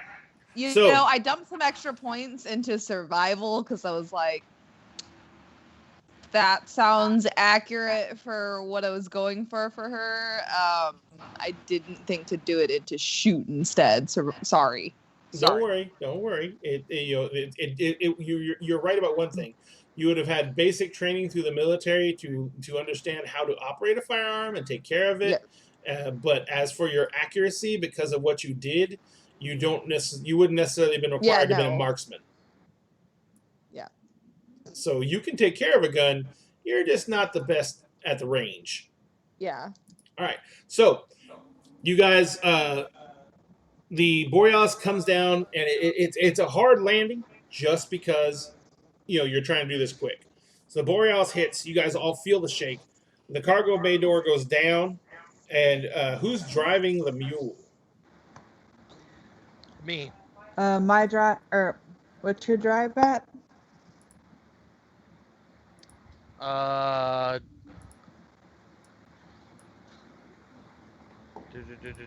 6. No, that's my fly. My drive's a 4. My drive is a 6. Yeah, Kelly. All right, so Kelly's driving the mule. Thank you. Wait, what? Wait, what's the doctor's drive? What's your The The fuck was hell? that? You might have a better drive than us. No, I don't. Okay. I was trying to find out, and now I And know. the one time they tried to believe in you, you just threw it back in their face. No, I was really making a big fit about what he said to me earlier, but that's fine. All right. Really? I couldn't tell. So the It's ship it's comes okay. down. On the break. She's I gonna come. wondered what over I here. did. I'm gonna come punch him So in the the ship comes arm down, so hard. comes down, lands. The Ketamine. cargo bay comes down. You drive the mule out of the cargo bay and start heading down the street. And you basically landed in what is for the most part a giant parking lot from like a Walmart for the most. And you basically crushed a whole bunch of like cars that were sitting around and light posts and everything like that when you landed. And the mule comes out. You start driving the mule through this little navigating to get out to the street, and immediately the moment the mule clears the bay and before the door even comes back up, the Borealis is off again and is starting to go straight up and is heading right out. This is something. Here's what I want to ask, Jude. Yes. Are you taking the Borealis out of Atmo? Hmm. And if you do, are you staying out of Atmo? I think the captain might have a few words if I don't take it out of Atmo. But he never said how long I have to stay out there. Did we establish with the Alliance how long a window they're going to open for us? They have no idea. It's going to depend on how long they can keep the Reaver's interests, and if they don't die. From the spot where we could land, do we have a time frame of how long it's going to take the captain and everybody to get to the source of the signal? From where you landed, using the mule, navigating those streets, it's going to take them about 5 to 10 minutes, depending on local interference, for them to get to the place. Okay. Because remember, there's as the scans showed, there are cars randomly stopped in the street. They're not pulled over the side. It's just like traffic stopped all at once. This place looks like a still life. You know what I mean? Like everyone's day was just going along, and everything just stopped. Okay. So I don't know if we would have done this before y'all left or over comms as y'all are leaving, but Cap, we'll see you back here in 25 minutes. On the dot. Don't be late. Or she gets a new ship. Incorrect. I'm still on the ship. Try our best. Which Just is a quick basically question, going to right? be just long enough for us to get out of Atmo, essentially turn around and come right back down. Um, Yeah, perfect. As long as you're not staying on the ground. What were you gonna say, Maiden? am I picking stuff up from Reavers in general? Am I getting like Are you anything? trying to reach out? Remember, you've taught Uh, yourself how to control it, so you don't Yeah. get all these other minds. Yeah. So I actually wanted to kind of like tap into Kelly so that if shit hits the fan, I kind of have an idea of what's going on. Not like super active, but just enough that like I'm aware of if she ends up being in danger. Okay. Then you're going to. You still have to make a roll for that, correct? Yeah. Let me get Kelly's sheet. Actually, Kelly, you want to make a roll against this? You're going to be using your mental plus your focus, and you don't have any extra defenses on this. So I'm just going to need you to roll me a mental plus focus. And Baden, you know what your dice pool is, so you can pull it up. But Kelly, you have to roll first because you're setting the TN. I'm working on it. / roll, then D whatever plus D whatever. Like that? Yeah, perfect. All right, so she actually does a decent roll, 13. Yeah. She is an intense woman, unscrutable.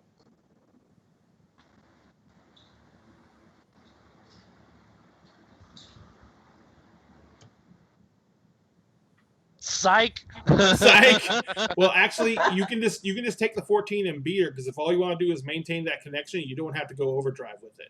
Yeah. That way you Yeah. don't I have to wasn't spend gonna, any. I wasn't gonna go crazy Yeah, overdrive. you don't have to but- spend any plot points that way. Yeah. All right. Hang on one second. Do I have to roll to make sure I correctly put on the Evo suit? No, Okay. Thank you. the Evo suits are literally designed like the emergency suits in marine vessels that run in deep water. They're designed to be put on by idiots. Oh, by the way, you say that, but I remember that they made fun of Simon for not putting his helmet on correctly. by the way, I spent that plot point to give Cap that thing I made last game. The I'm basically sensor? remaking the, it. The scanner. the scanner. Yeah. Basically picking up. What was it? A life. D6? It's a D8 because it was made on our ship. D8 on the ship. That's right. Jonathan. That's right. As Yes. you reach out and establish the connection with Kelly as you guys are lifting off, you feel a heavy presence. It is not something that's located on anything or any person. It is an overall presence. And I know I've never experienced anything like this not before. at all. But is this what I might think like a group mind or a hive connection might feel like? Does it feel like it's just massive and spread out? It feels like it is a blanket over the area. Ooh, that's even bigger than what I would imagine if I was thinking hive mind. And it feels like a presence, and it reminds you a lot of that video that you got in the condensed wave of those people being tortured. That's what's being broadcast through it? No, it's all the emotion that the people doing the attacks were feeling. It's the rage, it's the hunger, it's the need for violence. It is the want to inflict pain. It's the need to feel something, to cover up what is happening. How is difficult all is it going to pain. be to sort of like... I rolled a complication on my roll. Okay. That complication I was going to give to you to make up, or you can take this one. You can keep it at bay. I'm going to pick a different complication. I'll buy it, but I'm going to pick a different one. And I'm going to pick They Don't Sense Me. That's what I meant by you can keep it at bay. Oh, okay. I thought it had to be more specific, like, because I don't want them to know where we are. Like, I'm giving away, like, I'm broadcasting our location. Right. No, yeah. No, this is that's kind of what I was intending too. You can feel its presence, and the biggest problem with you feeling its presence is you don't get it from any location. It doesn't. It's not focused. It's Can I try to focus on just the connection that I have with Kelly, so that this is not constantly like agitating and aggravating me? no, you can't screen it all out. Okay. It's no, yeah, you can block it out. You can block it out. Okay, then I'm gonna try. So. But you don't. Oh no, I'm saying that because I didn't do enough on the roll, you can definitely block it out. Oh, okay. All right. Well, so, Jude probably sees me get agitated for a second, and then just sort of like calm myself back down. Yeah. But I think that's normal for this situation, all things considered. Well, considering I don't. Yeah, maybe. You It's sitting okay, bolt Baden. upright. I'm worried for him too. You sit bolt upright for no apparent reason. You're worried for them? I'm still in the anger mode right now. I'll tell you when I get back to concern. I don't know. We can be angry once they're safe. We can be as furious as we want to be once they're safe. Okay. Go ahead. If you knew what I knew, you just go ahead and have your fury now. I thought she did know. She has no idea that we're getting put on the Alliance ship at the end of this. Oh, that part. Sorry, there's so many secrets going around. I was gonna say, I was like, are they Too seriously many that pissed at me? secrets. Like, Too many secrets. All Yeah, right. too many secrets. Yeah, Kessie, this is like probably my last day on y'all's ship, and this is my last memory with the crew. All right. Not that y'all know that yet. So Yeah, no, that's all in your head, Baden. yeah, right. Literally. well, I'm gonna be real sad, okay? All right, so we are headed into town now. We've got all these scariness ready to go. So this is the perfect time to take a 10-minute break. That sounds great because I need to make another drink. So, ladies and gentlemen, we'll call it 8:30. We'll be back at 8:40. We're going to take a 10-minute break to refresh our drinks and give each other hugs if we can. So we will see you all back in 10 minutes.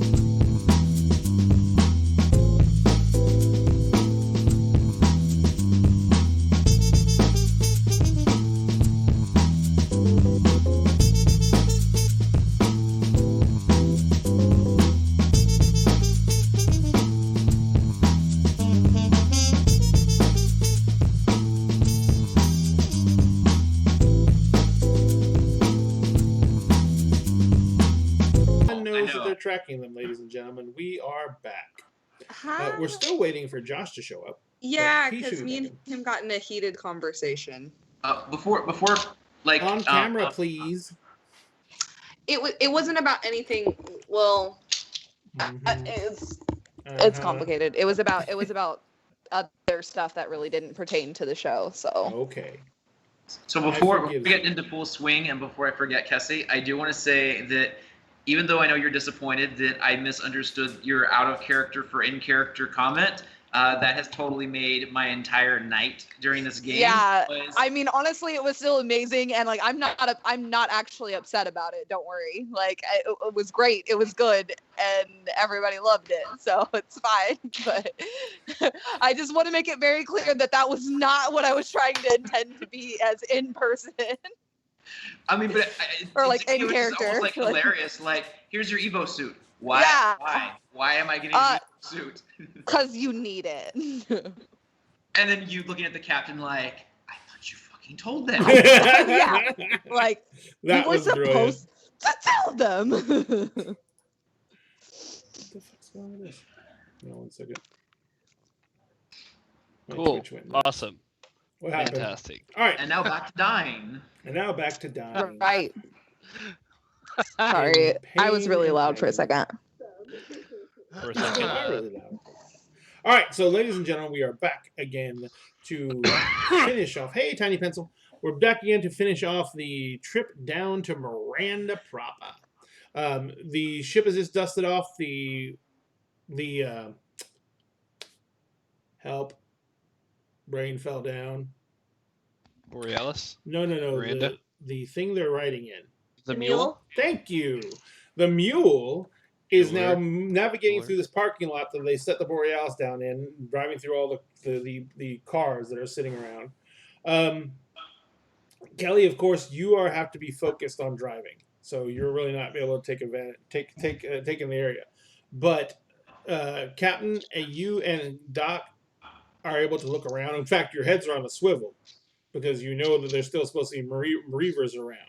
So you guys are doing your best to like keep a weathered eye on the horizon, as it were, and you guys are spinning around, looking around. But as you're looking around, of course, you're getting to look into these vehicles that are parked around, and you see that in several of these vehicles there are remains, and even laying on the street in places there are remains. And these don't. It doesn't look like this was a fight or a battle or anything like that. In some of these situations, it looks like people like perished at the wheel of the car. They died sitting, walking out of the grocery store pushing a cart. They just were doing mundane things and they just dropped in place. So as you're pushing through, Jude, as you're lifting off,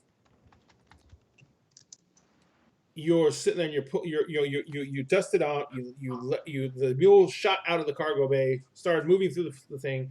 As you're lifting off and you begin flying back up, and you're literally just like pulling straight up and going.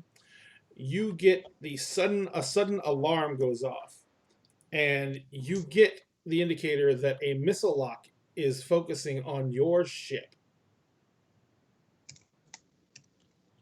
Okay. What are you going to do? Be happy I'm not on the ship. Okay. So what are my options? Well, the options are as follows. You can attempt to do evasive maneuvers. You can attempt... the only real weaponry on this ship is that you do have the ability to launch counter flares, which hopefully are basically little bitty packets that go flying out. They're superheated. They actually have they're similar to what they did with a Crybaby. They have a small sensor that temporarily puts out your transponder signal and puts out a lot of heat to make it look like the engine. And they'll multiple of them go out from the ship. And hopefully the missile will target on one of them and hit that instead of hitting your ship. Now you can only do that twice, and then they're fully expended. Right. But you don't you're close enough to the ground, and this happens so quickly that whatever's getting a lock is probably not coming from very far away.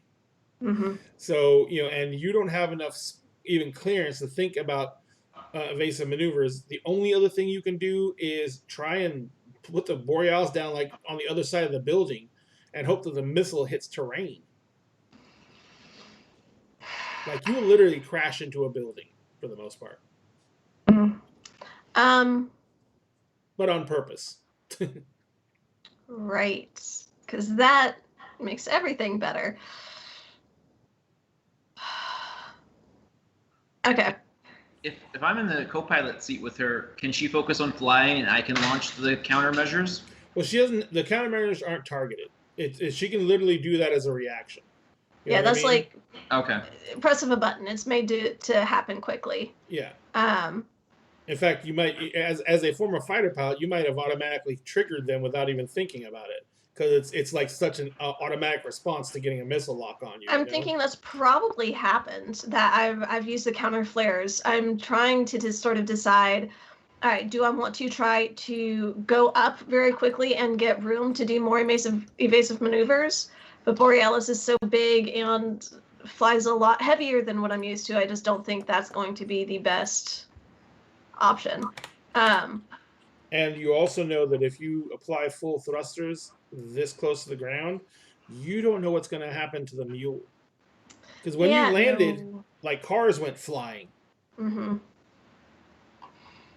So I'm just thinking out loud here. What you're saying is we had these flares, but we still chose to ditch the shuttle. Essentially, yes. Well, this is different. The missile that was coming in was a ship-to-ship missile. It was much bigger. Different. No, it's much bigger and has a much more sophisticated system. The flares are for like surface-to-air missiles from like a handheld thing or something like that, and it's usually what your type of ship has to worry about. It's people basically trying to ambush you when you're getting cargo out of a place. Like you're going to a private residency or something like that, and you're picking up cargo from somewhere, and it's what they'll do. They'll hit your engines and force you down, and then they'll steal your cargo. This thing can't, whatever's coming at you is not going to be able to do enough damage to blow the ship completely up. They're trying to stop you from getting off the ground. So they can steal our innocence. Gotcha. Exactly. This countermeasure wouldn't be as a spacebound missile that's designed to fly and hit and is designed from a combat perspective to hit another combat ship. These little counter flares that you have are not that complicated. So we'll definitely release the counter flares. Let me roll. Okay, I want you to do me a favor. Roll me the ship systems. Pulling up the Borealis page. By the way, thank you guys for making that. That really helps. Very much so. Oh, yes. You're welcome. No problem. You're going to roll ship systems. You're going to roll your own focus. And you're going to roll ship's pilot. You can use that too. Okay. And I'm going to roll the...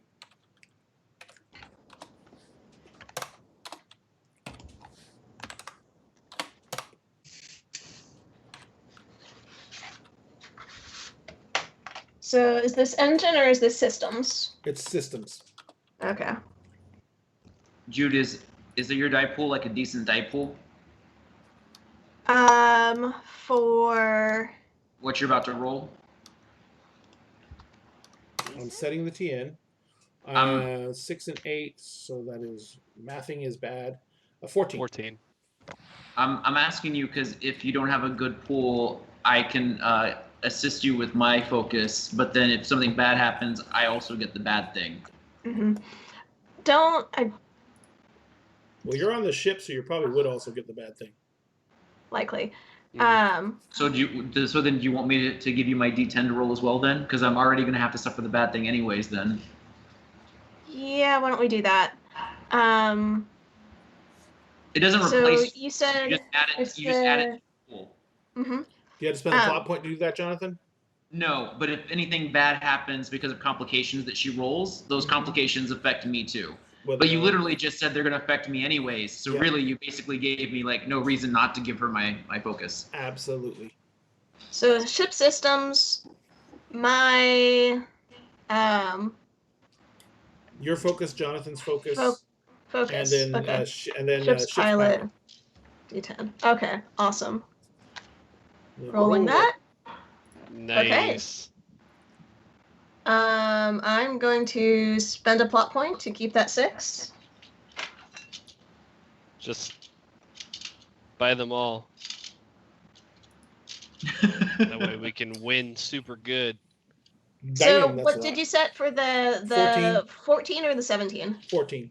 14. Well then. So then we already did win super good when she buys the 6. We'll fucking. And if I buy that 6, I get the D10 Big Damn Hero. Is that right? The highest one I rolled? It's a D12. Was it a D12? I thought it was a D. No, D10. 6. It's Oh, a D10. sorry. No, my it's a bad. D10. It's a D10. So yeah, you get a D10 Big Damn Hero die. Okay, awesome. Writing that down. All right. So you jettison out the flares. You see you basically on the ship systems you can see that a small surface-to-air missile nails one of the flares and explodes. But you also see coming probably from 2 houses over, from the 2 buildings over from the shopping center you're at. There is a group of people moving through the streets, and one of them was one who fired that rocket. Am I certain that they're people? I know it's dark, can I get close enough to see, or is that just like a brief glimpse that I get? You would have to fly the ship back down over it. You don't know how many more SAMs they have. No. We'll not worry Those about that. things don't have a hell of a lot of range. So Mm-hmm. you know, if you keep on doing what you're doing, you'll be out of range and nothing flat. They probably won't even get another shot off. We'll go ahead and we'll stay out of their range. All right. So you're going to keep on going up? Are you going to let anyone know? Yes, we are definitely going to let the group on the ground know that they have potential hostiles and give the location as best as I can. Gotcha. So as you guys are moving through this parking lot and trying to get on the open street, your comm lights up, Captain. Wouldn't they also notice like the missile exploding in the air? Oh yeah. I was gonna say we would probably see the boom. Yes, there's a Where's the kaboom? Well, that came from behind you and above you. As you do all see 4 flares come off of your ship too. And you know since you've been in combat, Captain, you recognize quite easily a handheld surface-to-air missile as it streaks up towards the ship and hits one of the flares. The ship keeps on going up, and but you can follow the smoke trail back to about maybe 2 blocks up. And then, like I said, your comm goes off. Behind us, right? No. The ship was behind you, right? In the air. You were driving away from the ship on the street. 2 blocks ahead of us. But like literally on that cross street where that's on the parking lot right there, on the edge of the parking lot, about 2 blocks down to your right is where the rocket trail came from. Now you're going to the left. You're not going to the right. Right. But you know that there are people. There is someone around, and they are heavily armed. Yeah. I'm gonna say to everyone on the mule here, make sure we're locked and loaded. Eyes up. We are not alone here. So Kelly, how much risk are you taking driving the mule? How fast are you trying to get there? Fast. I don't want to kill people. So, fast, but not dangerous fast. So let's do this. So you're going to maintain a decent speed. You're not going to go crazy. Moderate pace, not grueling pace. Oregon Trail rules. It is still rough terrain because of all the vehicles that are stopped around. Hank died of dysentery. Hank died of dysentery. No. I thought I died of an And I'm going to overdose. add I mean, one to my dice Fuck you. pool. What? Oh, God. All right. I don't know. Oh, shit. There's a complication. wow. All right. That's If you choose to buy the complication, you can create a complication for the situation that will affect the foot patrols that are walking around this area. If buy you that don't, complication. then you can roll your physical because your drive, and you can try and best my 6. I'll buy the fuck out of that complication. You're not there, Hank. You're on the ship. Yeah, anybody can buy it. Oh, anyone can buy it? I thought only people in the scene could buy it, but that rocks. And from what I read, any player can buy a complication. That badass. Advantage. And I'm gonna say, the advantage that I am going to give them is that they lost them in the hubbub. Gotcha. The Reavers lost them in the hubbub. They don't know where they went. Yeah, the Reavers are basically trying to get. They got too focused on the ship. Their hunger lust. All right, so but you still need to make me your drive plus your physical roll and anything else you can throw in there that might help you out. Focus. You can definitely spend a plot point to throw the. Well, actually, you can throw the focus die in there, and then if you need to keep it, you can spend a plot point.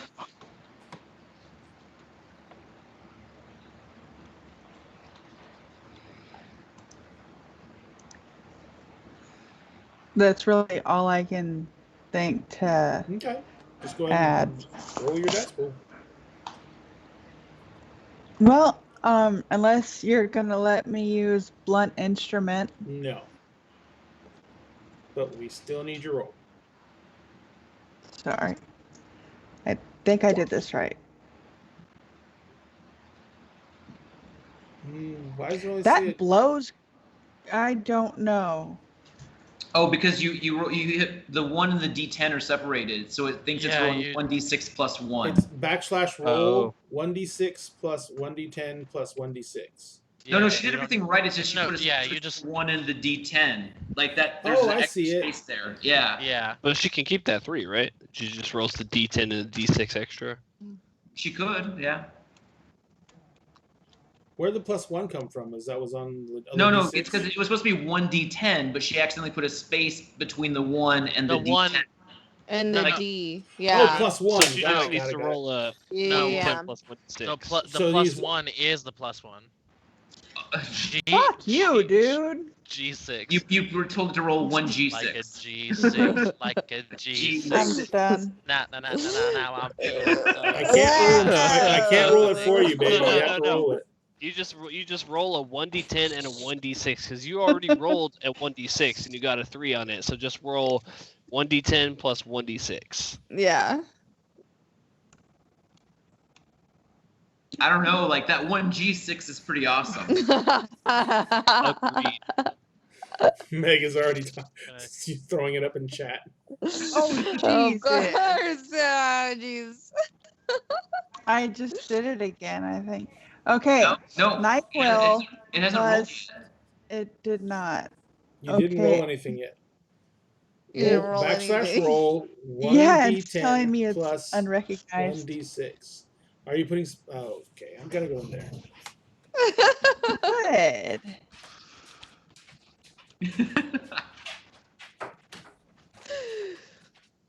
It's been a long week, y'all. If he Culminating to rolls like week. If he goes in there and he rolls it and it comes up with a hey, there we go. Hey, there we go. Holy fuck! You know, so when sober Reavers around me, they be acting like they drunk. But I was gonna say, my hospital first, like, just originally started to get back to normal finally. Mhm. Wait, And we had Nice. another So- water pipe burst. Oh no. Yay. wait, Josh, can you write? Oh yeah. Can you write a song that replaces the lyrics with Reaper stuff, and then Kessie can sing it for us? No. We just found out that Kessie plays violin, so now she's going to provide musical accompaniment and sing. Fuck. What did I do to myself? I'm here for this. It was a cute nostalgic thing that I posted on Facebook. I was like, oh, bubble rosin that so nobody Ray, she knows killed what the it fuck is. out of your roll. Yep, she killed the fuck but out of my roll. unfortunately, She does not Yeah. need to spend to keep the 3. I Correct. only rolled a 7, so she beat me by 5. So that is, she stepped it up, and that means that she gets the big damn hero die, yes? Yep. And that is, I rolled, my highest die was a D8, so you have a big damn hero dice D8. Nice. Um, Great job, Jess.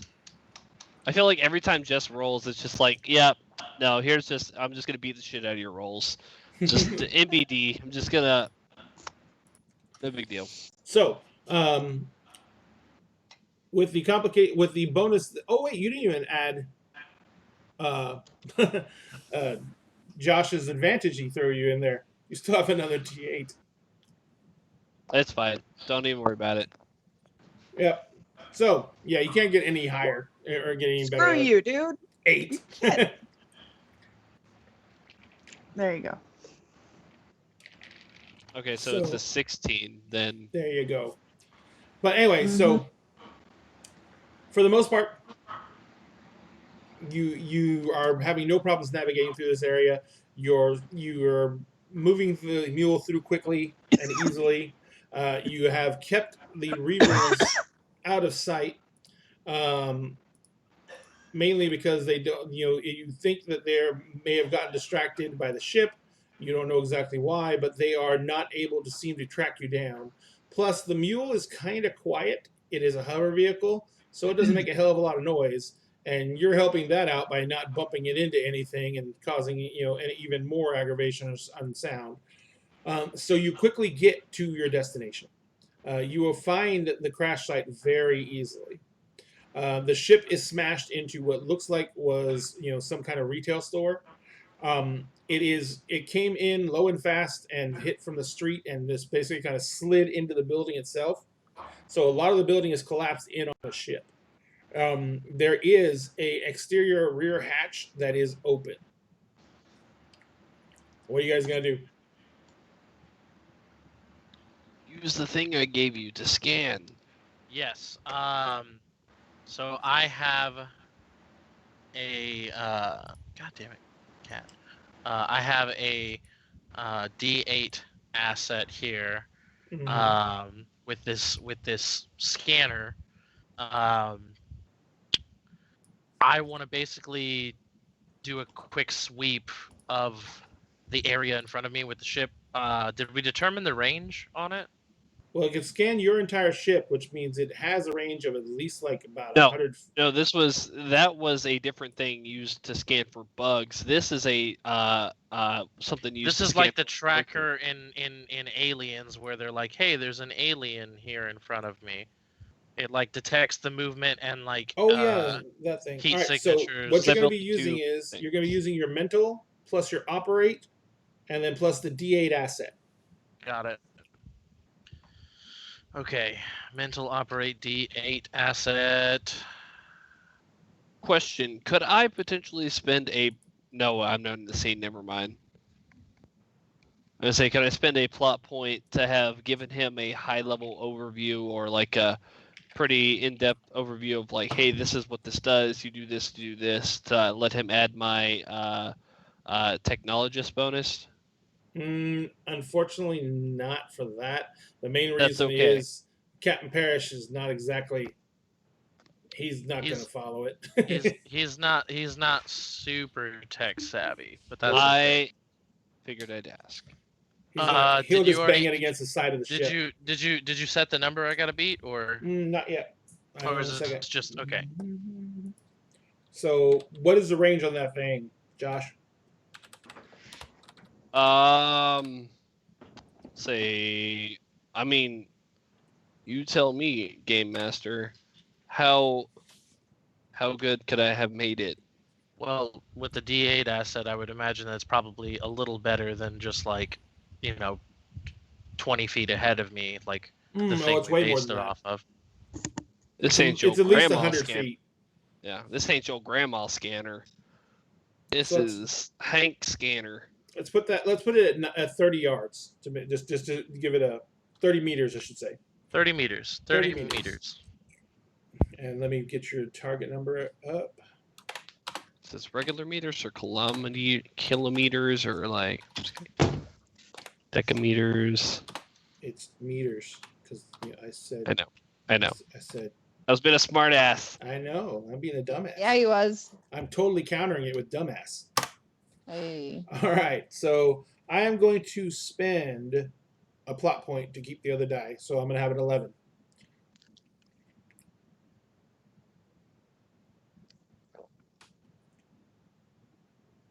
Sorry, the fucking cat.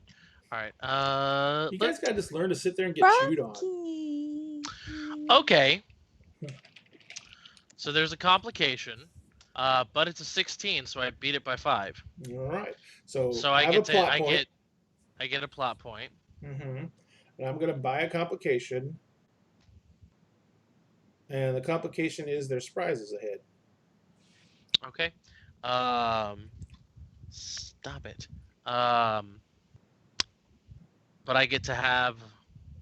So if I already have a D10 Big Damn Hero dice, do I get another, or do I get the next one? No, you can only have one. Nope. Okay. So if it's bigger than what you already have, then you can upgrade it. If not, okay. So it's the same. So I have. I still have the Big Damn Hero dice for the D10 then. Yeah. Josh, you can have one. Theoretically, you could earn one of every kind of Big Damn Hero dice, but you're only allowed to have one of each die type. Right. So that's I know that. But if you were going to earn one that you already have in the column of, then it's basically just wasted. Okay. So it doesn't go down to a D8 because that's the next highest die. No, it only goes up. Okay. No. I know I still have the D10, but I could earn a D8 if it was a D8. Right? Like if the highest die that you had rolled had been a D8, I could have earned a D8. Yeah, absolutely, yes. DDH. Yeah. If you had the D8 spot open, yes. Which I do. Which unfortunately is not occupied still.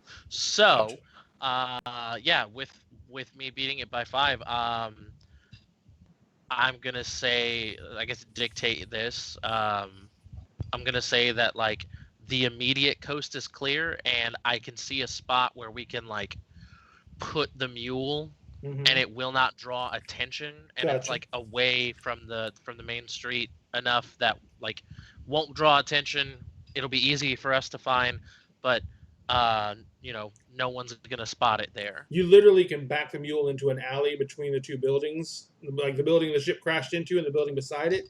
That way the mule is already parked in the right direction, and you can just jump in and take off. And it's out of line of sight of the street.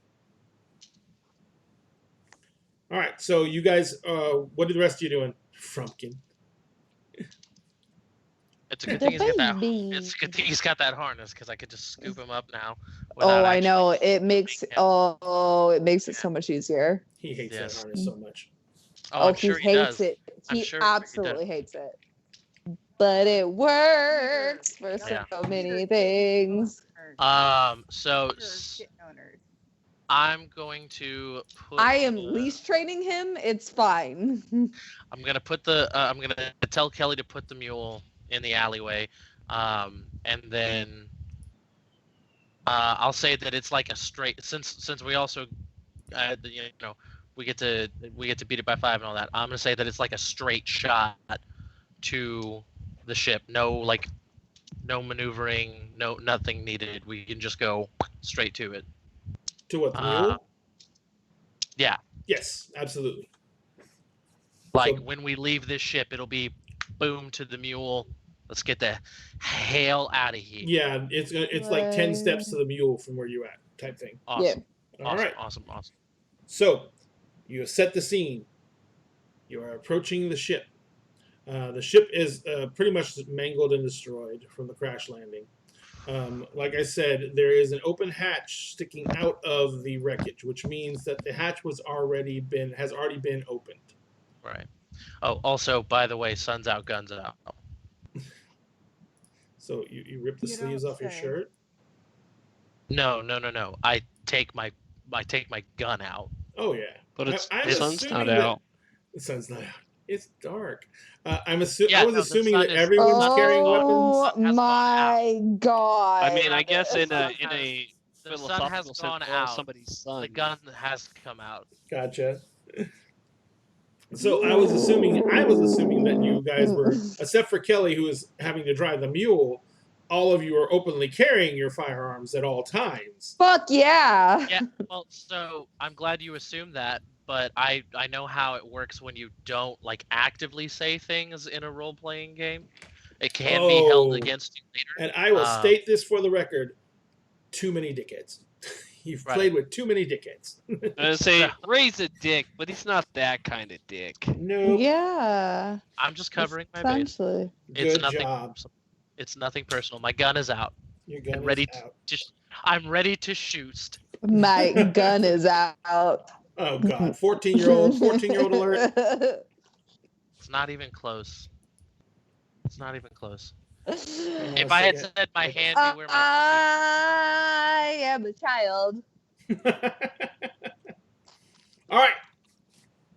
Oh, So, what's the marching order to the ship? I will take point, and I would suggest, well, because we're in close quarters, we're gonna be in close quarters. We're going into a ship. yeah.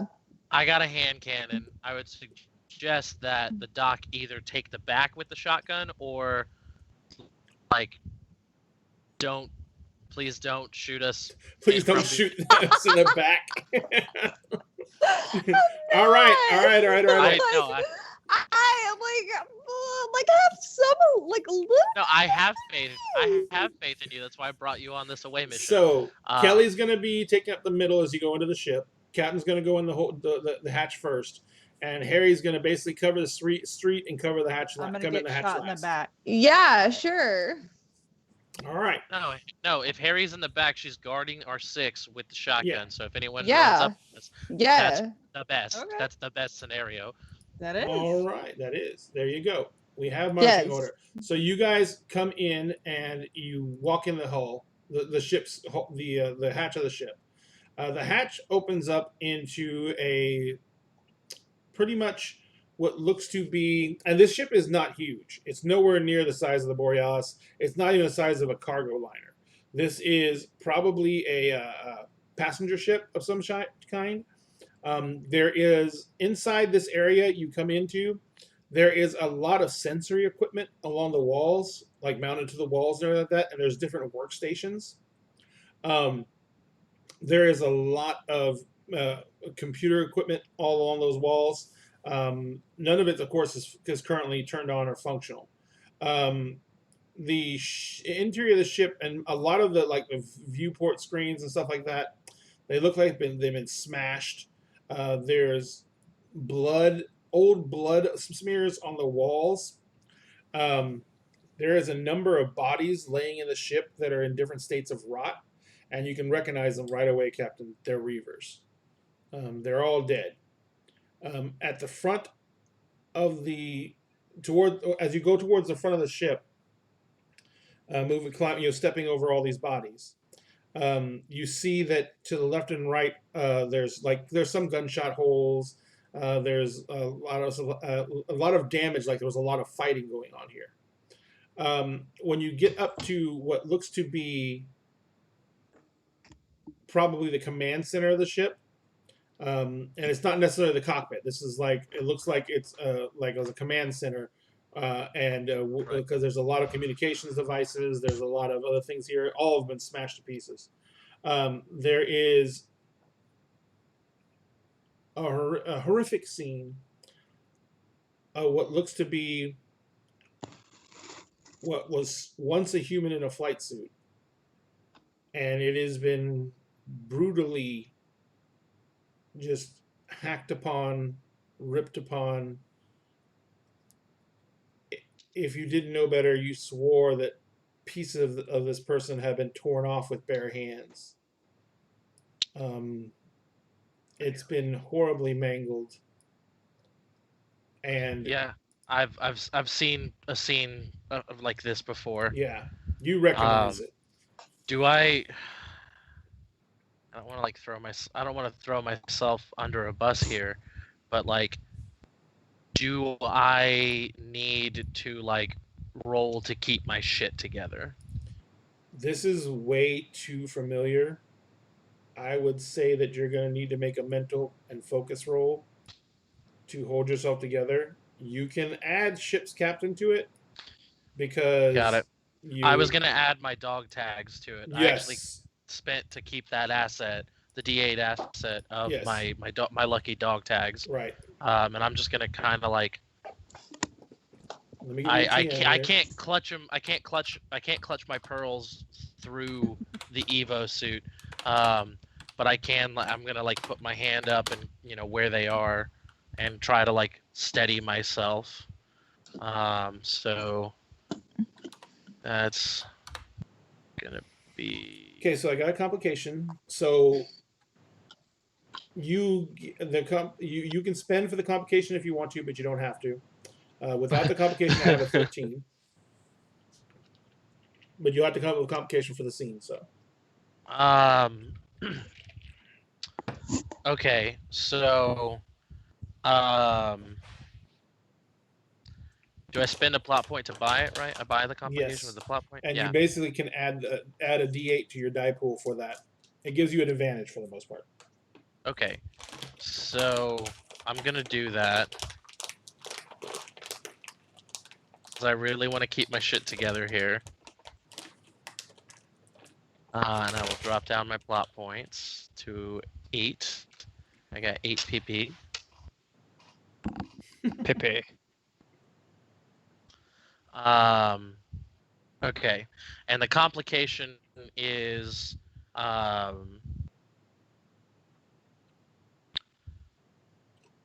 I'll say that the complication is that like there is there's like some sort of disturbance, like an explosion or something, like a block away from here, that would draw any like reinforcements in that area away from us. Like any so if they're in here, if they're in here or next to here, like within this area, it won't draw them away. But like the ones that were shooting at the ship, or you said 2 blocks, not 1 block. There's like something that happens that draws them further away from us. Gotcha. So There is wild goose chase for the most part. Yeah.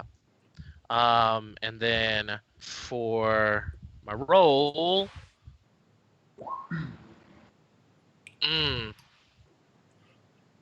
Have a plot point. unfortunately, I get my plot point back. Does that mean that the complication cancels out? Pretty much. Okay. And then I'm gonna use my big damn hero dice too. You got to spend a plot point to keep the 2, by the way. If you want to have a 10. But you can wait until you roll the big damn hero dice. Yeah, I think he's spending the plot point to use the big damn hero die because that'll probably be better anyways. He can still buy the 2 later if he wants to. Now, remember what happens with big damn hero dice. I just get it back, right? I just get it Right. back. Yeah. If it's 1. Cool. And the 1 doesn't count. So it's not a Cool. complication. Cool. Oh, hey, I'm back. Oh boy. Welcome back. Go and spend some plot points, buddy.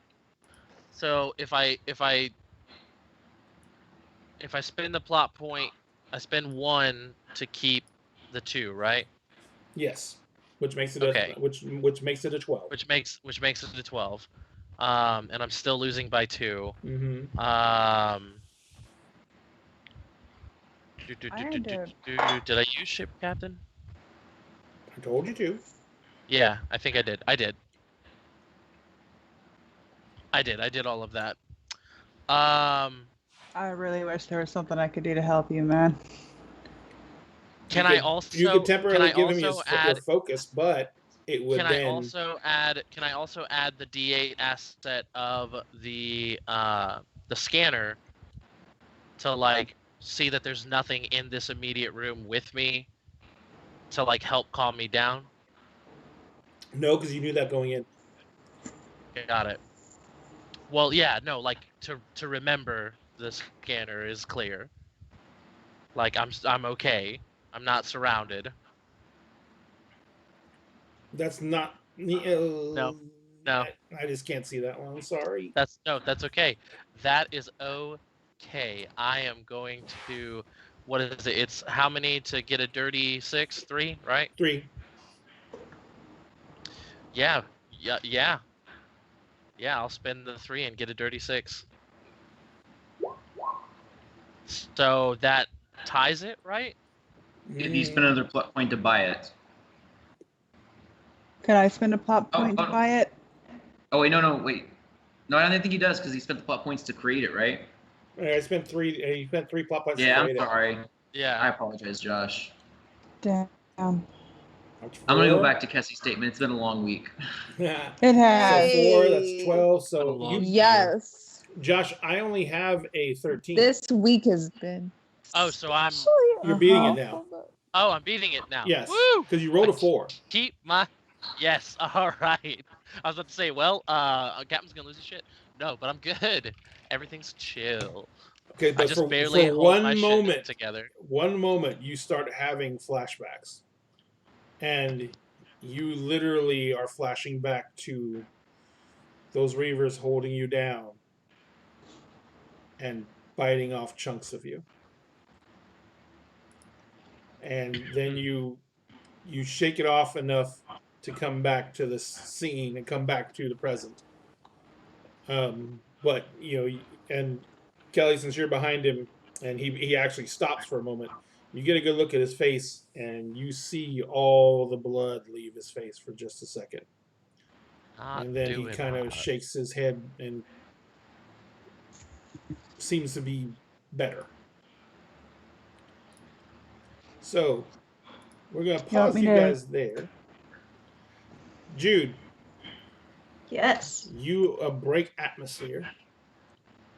Are you going to immediately start heading back down? How long did it take to get to this point? This has been roughly, because of the drive and everything like that, this has been about 10 minutes.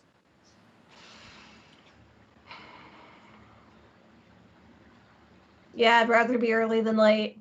All right. So you're going to instantly come start spinning around and come right back down. I'm not going to make you a roll for this because you've already done a re-entry on this and everything like that. So you know what the atmospheric conditions are like below and everything like that. So you know what to expect. You come through the atmosphere. You come and you start banking down towards the planet. As you come banking down towards the planet, you guys get a hail right as you come through the ionosphere and come into the atmosphere. And basically, you figure that during that time you couldn't get any messages anyway, because there's too much magnetic interference from the atmosphere. And when you come out of it, you basically get a hail going, Borealis. We don't know why, but a small contingent of the pack has broken away and turned back. We suspect you only have a few minutes. Do what you got to do. Thanks for the heads up. As soon as we're back in... by a few minutes, at this point, it's going to take them at least 10 to 15 minutes to get back. Mm-hmm. As soon as we get in calm range of the captain, I pass that on. Well, we're running short on time. The ship has extended broadcast ranges, but they won't be able to transmit back to you until their comms get in range. Okay, good deal. So yeah, I sent that out. Can the signal that we broadcast to them be used to track their location? Like, will it light them up? Track yours. Yeah, they need to know. All right. So you're standing inside the hull of the ship, and your comm just goes off. And what do you say, Jude? Because you know it's only going to be one-way communication.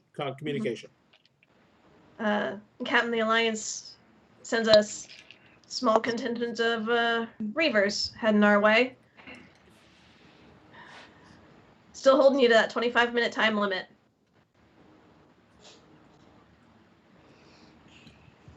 See you back at that location. Gosh. So this I is don't. this is a one-way, right? Mm-hmm. Yeah, this is one way. I'm trying to think of any other pertinent information that y'all need to know right off Would the bat, other than just hurry up. Would everyone else hear it? No, Or she's just me? well. Okay, Jude, did you send it to everybody on comms or just the captain's comm?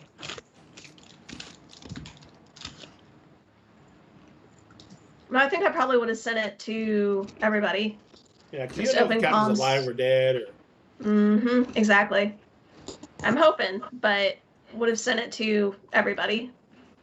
you're hoping, but you're practical. Yep. So as that information comes in, and I have like shook myself back into shape, or once we get back to our scene, I'll Gotcha. I'll take that. So, Hank, what have you been doing this entire time? You just staying in engineering and making sure that you're ready in case anything happens? Yep. All right. I just want to make sure I knew where you were. So, as you're coming in to atmosphere and you're starting to make your way down, you get 3 hard pings on radar. 3 positive hits. These are not spaceships. These are aviation craft. They're not huge.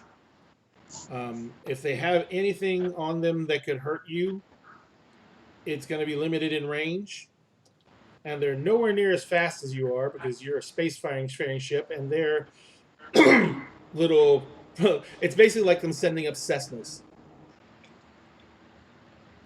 But they can still be a threat. And what's worse is they're coming at you, and that means that someone has spotted you coming down. Mm-hmm. So what are you going to do?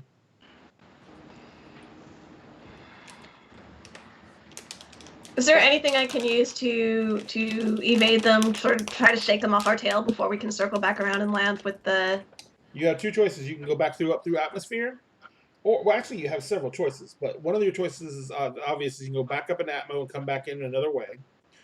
You could literally try and just fly literally through them and let them blow up on your hold. Or you could fly near enough to them that your wash would basically almost destroy their little planes.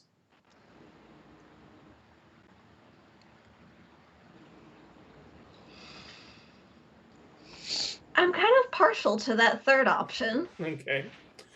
Baden. Yes. That presence Mm-hmm. that you blocked out? It's very close now. Yeah. And Okay. you can feel it. You can feel it almost like a long tether that goes back down to the surface of the planet. Well, it goes down to the surface, that is reaching up to these 3 points now of that presence, that omniscia. I am going to clutch the like the edges of the armrest of the chair that I'm strapped into. Uh-huh. And I'm just going to push myself back, and I'm going to close my eyes. Mm-hmm. And I'm going to focus on the thing I was originally trying to block out. Mm-hmm. And I'm going to go back to the moment when Harry handed me the Evo suit and said, "Put this on."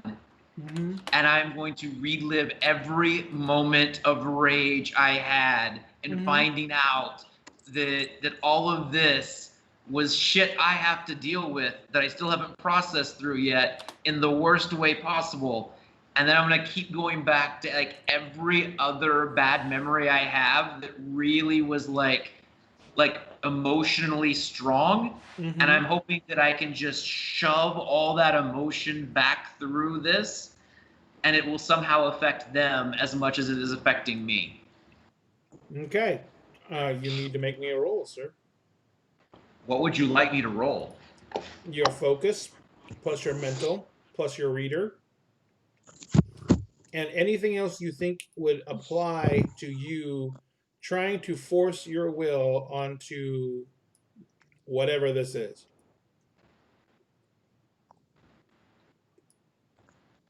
Am I going to get to know what the TN is, or are you making me roll without knowing the TN first? I spend a plot point. The TN's an 18. Oh, cool.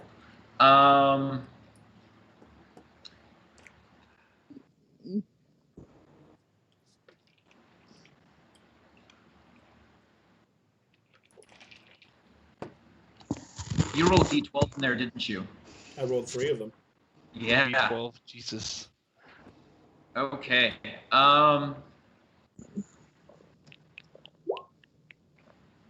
So right now I have an 8. Mm-hmm. I'm going to spend a plot point to use my D12 Big Damn Hero dice. Okay. Not so bad. that gives me a 19. Which raises and the stakes. I'm going to spend another plot point to use my eidetic memory ability to throw in my no score. So that's what now? 8. Yeah, eidetic memory is 22? that lets you throw in your no score, but you have to spend another plot point to keep it, right? Nope, it lets me keep it too. Oh, nice. I can only use it once a scene. Ah. So that's that's what, 22 8? versus the 18. So you're beating by 4. I'm going to spend another plot point to buy the 2 because that'll let me beat it by 5. All right. So I get my Yeah. D12 damn hero die back. Kick its ass. And beat you it by raise the 5, stakes. so I raise the stakes a lot. Mm-hmm. You basically gave it a disadvantage or advantage for you. You push these emotions, these raw, angry, rage-filled emotions out into this thing. And you feel a extended connection to this, a deeper understanding, a comprehension that this is satisfied with your offering.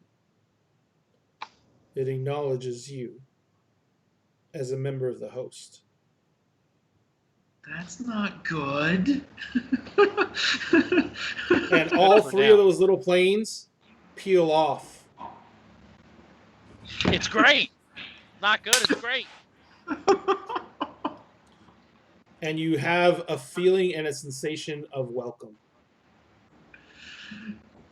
Oh, no. And you are bid to join the slaughter, and you know exactly where the crew are. Oh no! And you feel presences surrounding them for blocks. No!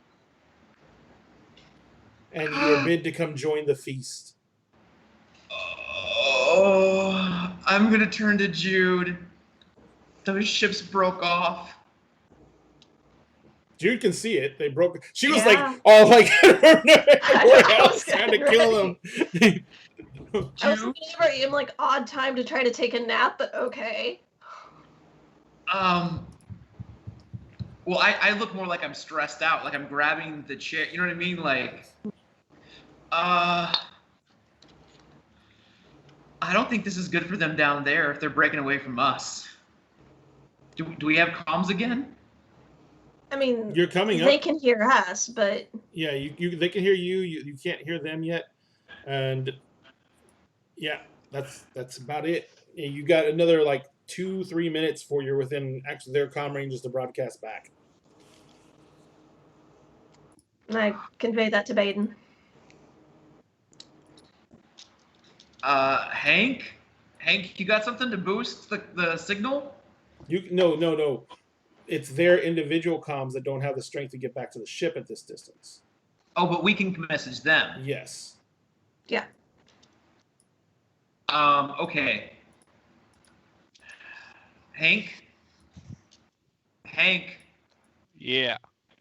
What was a really bad situation that ever happened with you and the captain where you basically got ambushed from all angles? Boy, well, Even if it was a childhood memory of getting bullied, like just give me something that happened where you guys got surrounded and ambushed. well, there was this one time whenever, well, I'm, definitely not as big as old Cap there. So he was pretty much the top dog in our childhood friends, and so whenever I was without him, people thought they could take advantage. So one time, these little assholes thought they could gang up on us or gang up on me, and then why? What do you mean? Why are you asking this? Just get to the point. What is the name of that story? What is the name of the bullies? Give me their names. Well, let's see. There was Brad. There was Chad. There was Biff. There was Cliff. There was Oh my Garth. God. I'm There gonna was just Brooks. hit the comm button right now. Wayne and Dwayne. God Yo, damn it. And Steve. And Steve. You remember the situation with the ifs and the B's and the D's when they used to play games with Hank that you didn't like? Those games are getting played with you right now.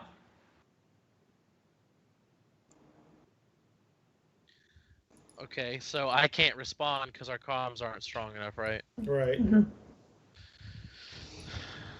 Okay. Yeah. Then yeah, I'm gonna take the meaning and turn to the two that are with me, and I'm going to say, time tables change, double time, triple time. Let's move it. And I guess try to find this thing that we're here for. Yeah. Like all through, like no more sticking together. We're not gonna get too far away from each other in this ship. No more sticking together. We're all looking for this. Yeah, we are all like tearing this place up looking for this thing. All right. So, whoa. I just noticed that my camera all messed up. So, you guys start running around looking through this.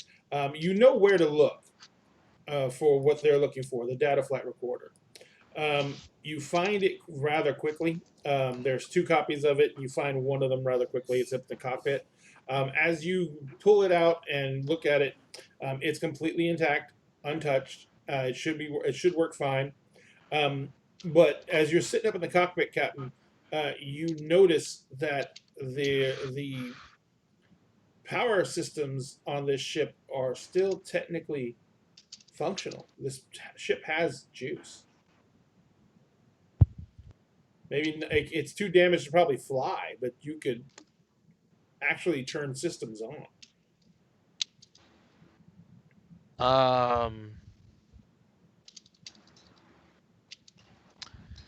If I turn on the systems, will this help us move faster? Like, will this help us get our target faster? There's one thing it could do. You could set the engine to overload. It would be a really big distraction behind you.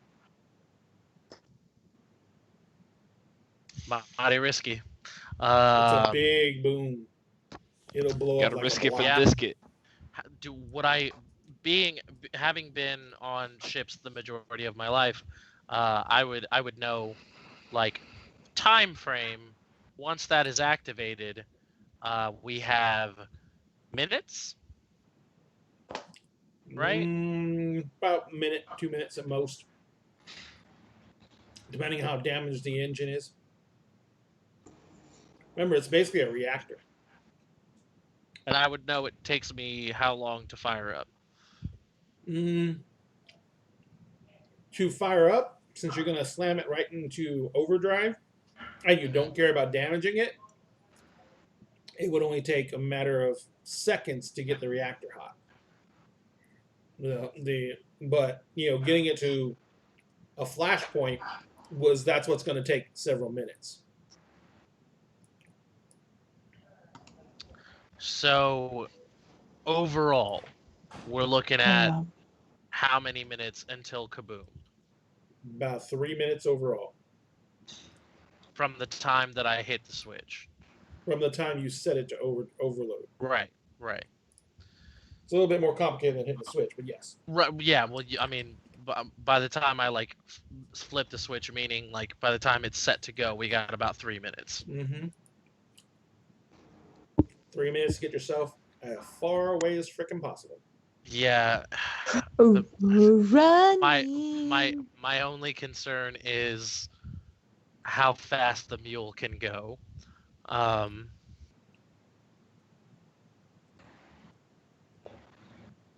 mean, it's not going to go 100 miles an hour, but it's decently fast. Okay.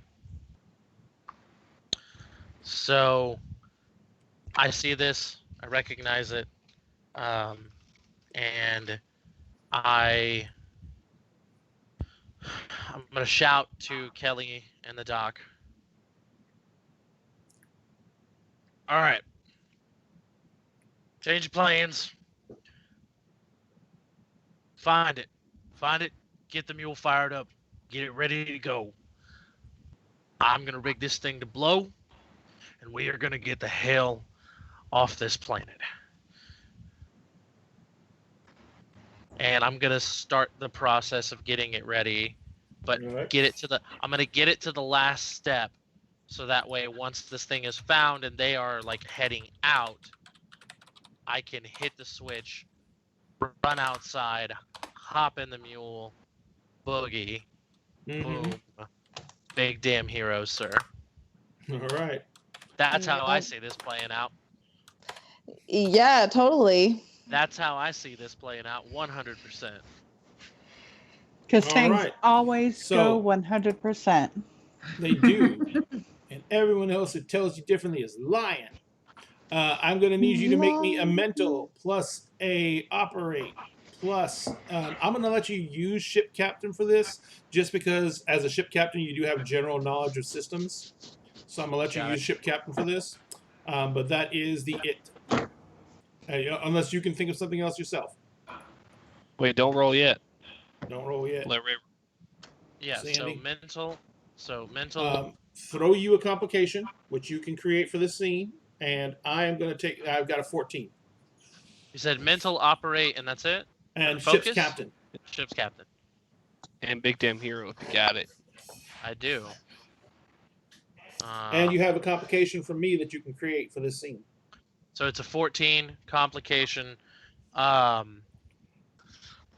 the complication here is that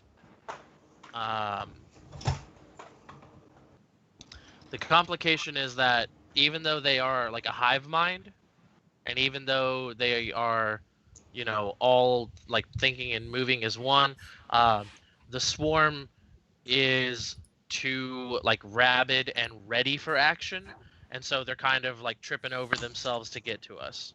Gotcha. So what is the complication going to be, though? Are you going to make them like take longer to get there? Are you going to make them too disorganized in the attack, or what? You're just going to add the dice. You're going to add the dice to this roll. I'm buying. Actually, got it, Captain. See, because I'm a scrapper, I happen to have this thing that if we do this, if this whole act, and we take out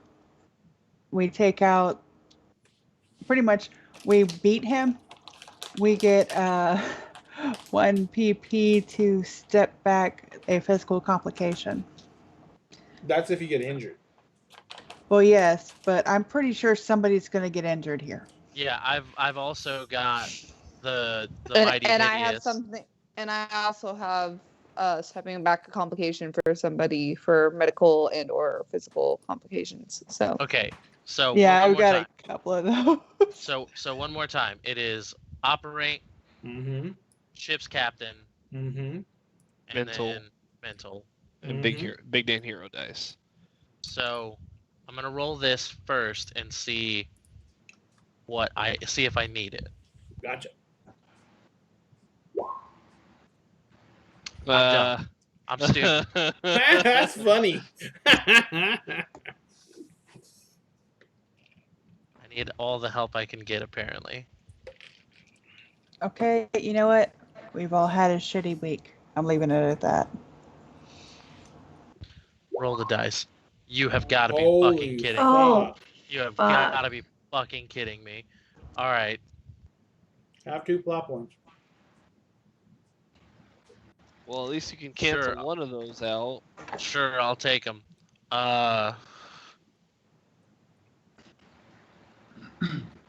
Yeah. Gonna go ahead and roll that big damn hero dice.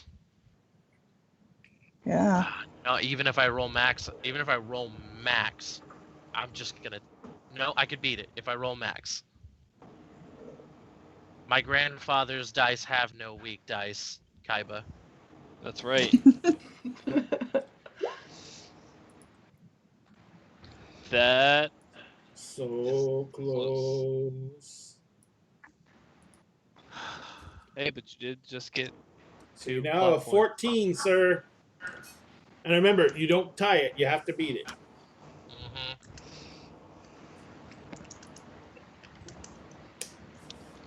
Okay. I just got some plot points back, so I'm gonna spend. Can I? Oh man, fucking hell. Cut this tension with a Ginsu knife.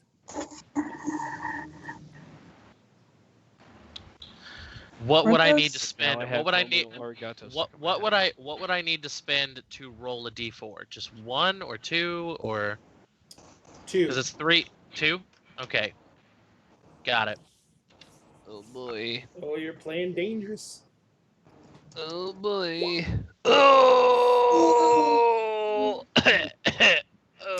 That's 3, but it's 1's taken away by you, the other one, so that's 2. So that doesn't even count. It No. doesn't count, and it So gives I them- get and I get a buy plot it, point back. and I buy So I it. get a plot point back. That's cool. Fuck. All right. Well, What about an asset? Is there something that you could create that would help with the situation? Create a temporary asset. Yeah.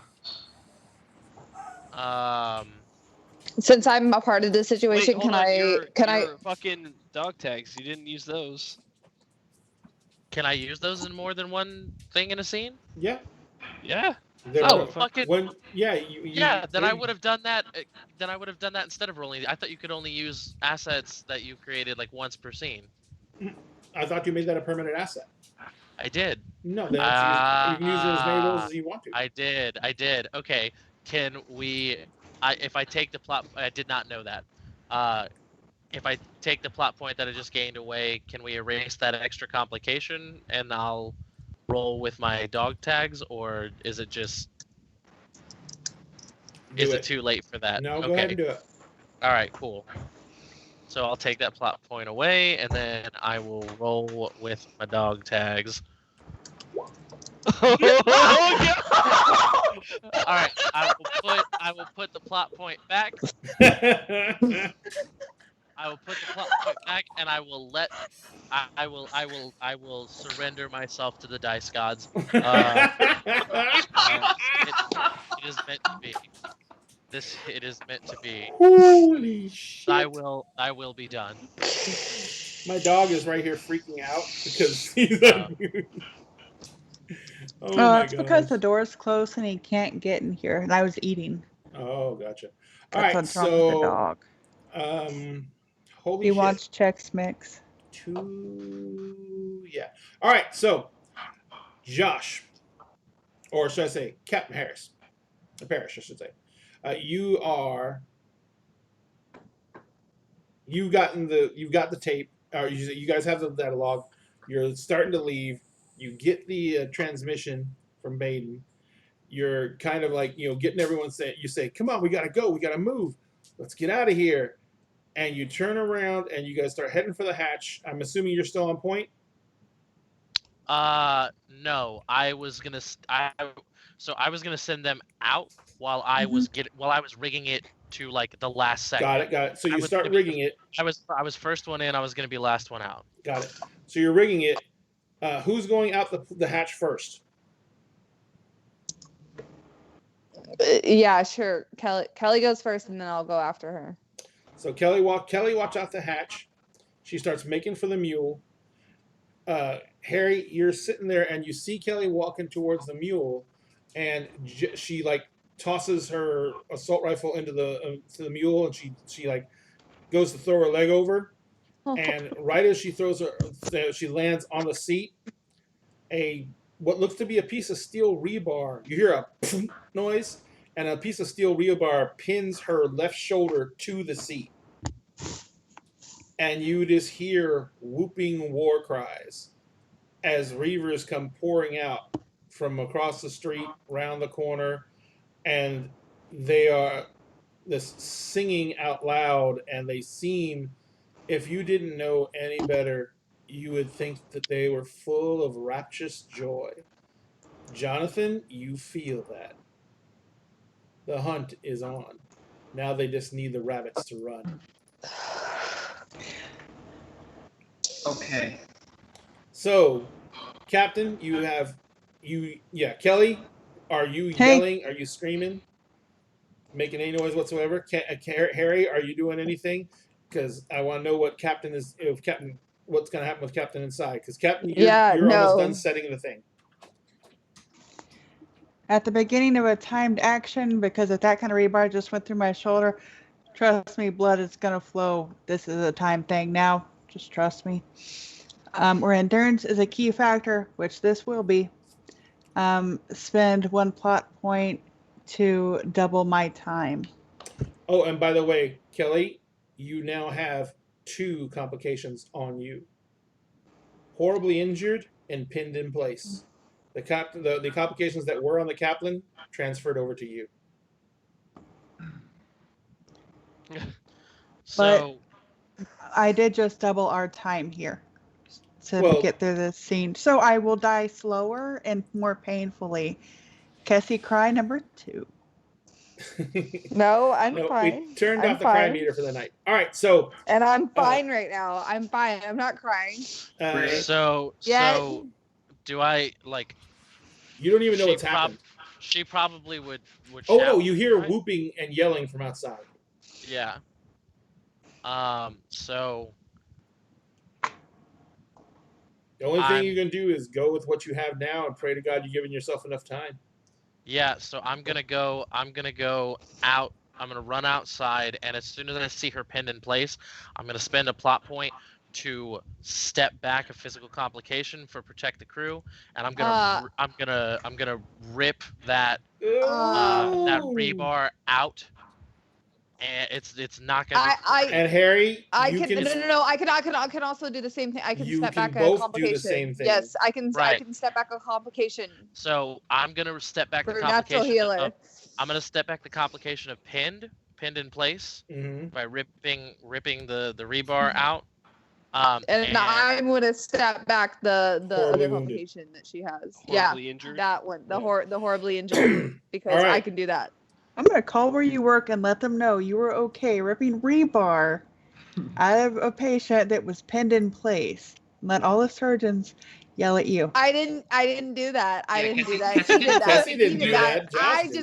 He did that. I just fucking applied pressure on the wound. What I am trained to do. All right, so She's like, rebar, ketamine. That costs each one of you a plot point to Shut up. Harry and Alan, that cost you a plot point each to do that. Ray? Yes. Can I immediately spend another couple plot points to make that thing of rebar a D6, a temporary D6 asset, as a to like have something for like melee up close? Don't you have a gun? Well, I have a gun, but my fight is better than my shoot. Well, I was going to say, what you see at this point is you come out and you rip the rebar out and you spin around and everything like that. And Kessie, Harry, you don't see this yet because you're busy like packing the wound and getting Kelly stable.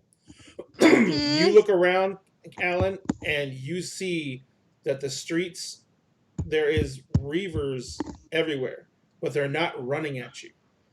They're literally howling at the moon. They're barking in place. If they have items in their hand, they're banging them against the walls.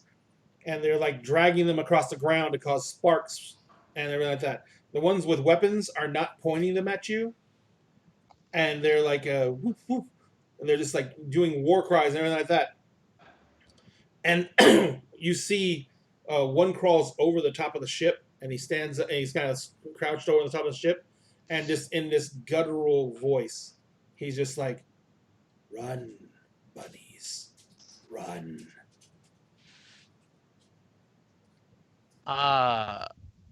Okay. So I'm gonna look to Kelly. Captain, go. I'm You're gonna the one look. driving. Yeah, no, you're the driver. I'm gonna look to I'm Kelly. driving right now. They stepped. Yeah. in shock. They stepped Okay. down your They complications. step down your complications. Yeah. Cool. So you're gonna I'm drive, look, Kelly. I'm gonna Hell look yeah! to Kelly, if I can, and I will. I'm gonna. Oh man, because did we even get the thing that we're here for? Yes. Yeah. Okay. All right. Then. Okay. Can y'all hear me? I didn't hear what you said. You said something. What were you saying, Jonathan? I lost. Since connection, I'm now sorry. connected to all of this stuff that's going on, Uh-huh. can I attempt to use the reader's secret ability so that I could possibly discover like how this thing functions or understand how you might be able to try to guide or communicate or even maybe control sort of this mentality of what's going on? Boy, you are taking on a whole lot. Playing with fire. I'm So dead you want to into try this and gain anyways. control of this? I That's want to not know even- if there's a way. Like, I want to use the secrets to see if there's any way you could do that type of a thing. Like how this functions. Okay, here's one thing. Very important detail. The secrets apply to fishing secrets out of a relatively sane person. This is not one person. This is thousands. Yeah, I this get is it. not a sane mind. This is a broken thing. I know, but I'm dead in 24 hours anyways. So All right, so Kelly, I made a horrible roll.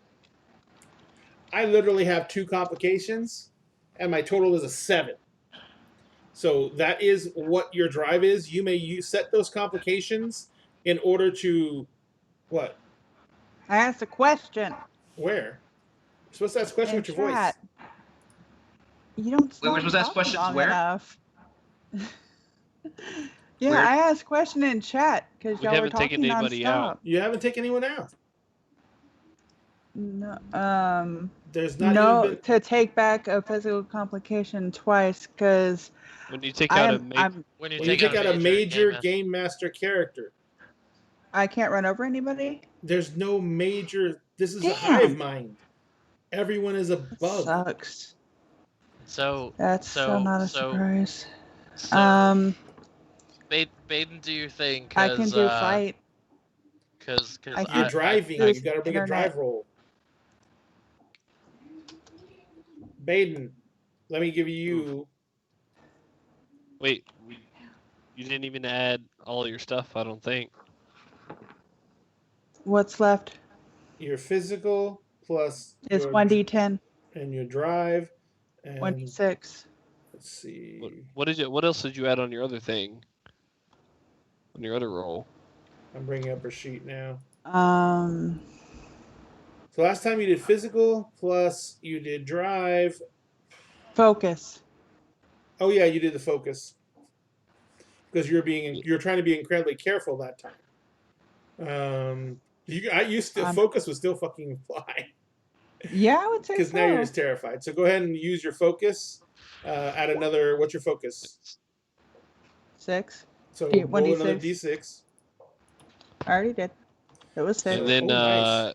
and then an extra big damn hero for beating the shit out of the other roll. Yep, because I have a 7 and you have an 11, and one of your complications cancel out by one of mine, so you have another complication to put into this. So you may add you may add an advantage based on this situation for basically for everybody.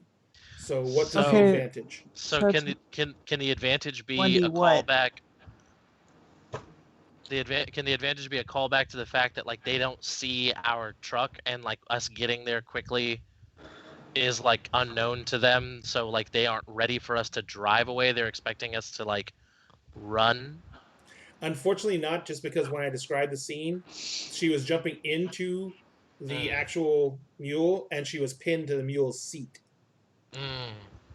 And you got a big damn hero dice of a D10, Jessica. You could create an advantage that like the mule has like some sort of like extra fuel burners on it to make it go faster. Yeah, that could be a temporary advantage, or you can push or you can call it red. Nitrous? Call it This you can call it mule's got Redline. nitrous? You can call it Redline. You can push a mule well beyond its capabilities. Or you can just be like, oh hey, they suddenly noticed that the ship is about to explode. I don't know if they'd care. We would. Oh yeah. All right, so that's going to be the advantage. There's a D8 advantage on your next rolls for anything involving this pilot of driving the mule. Baden, what are you doing? Well, you said you were setting the difficulty. Oh, sorry. Yes. So you're trying to take control of this thing. Oops. Well, I thought I was using the ability to figure out if I could. You have to establish link to it. Well, I already had the link. You said that we've been connected now because they've invited me in. Oh, well, I mean, like, not that I've accepted the friend request, but I mean, like, I'm getting the info from them at this point. Is how you've communicated it to me. You're being included in the hive mind. You're feeling what they feel. Yeah, so that's what I'm saying. Is like, while I'm connected, I'm asking if there's a way to basically use secrets to see if there's a potential to try to like steer, navigate, control the emotion, feelings, and everything that's going through it. I'm translating it for the most part. It is all more based on almost instinctive actions. They have hunger. They have anger. They have rage. They are in constant pain. They want to lash out because the only thing that makes them feel better is lashing out and hurting others. When they inflict pain on others, when they hurt others, it lessens their own pain. It diminishes it. Something about it makes them feel better. He introduces therapy. So what you can try and do with this knowledge, they share a pool that allows them to maintain focus, that allows them as a collective to make decisions. Even a local collective is able to make decisions. Without this focus, they would not even have enough self-control to stop themselves from trying to attack each other. Okay. So what would I roll to try to disrupt the focus? You would basically be trying to, your deep mind delve thing you do? Yeah. You would be doing that, but you'd be basically using yourself like a lightning rod. Okay. Now I have a question. Mm-hmm.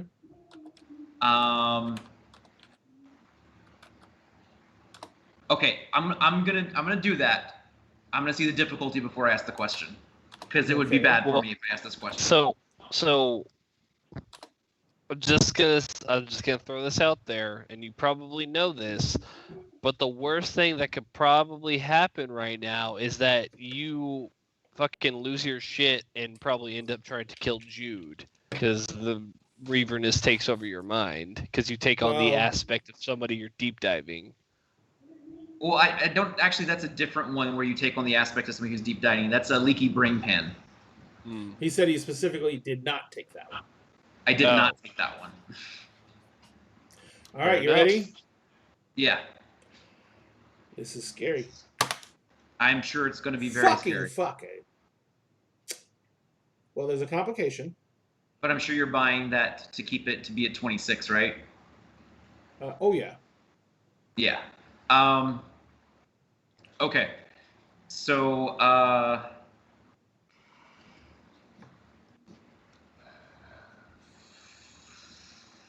you can use your talents after you roll, right? Or you declare them before?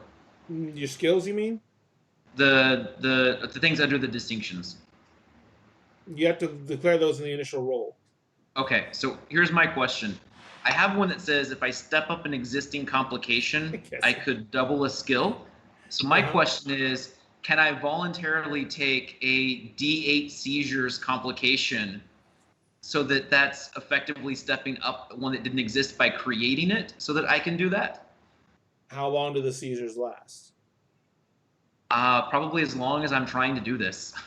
Okay, that effectively takes you out of any scene inside the ship. You will be Yeah. locked into combat with this force. I mean, that seems fair to me. Okay, I'll allow that. I will allow that. Okay.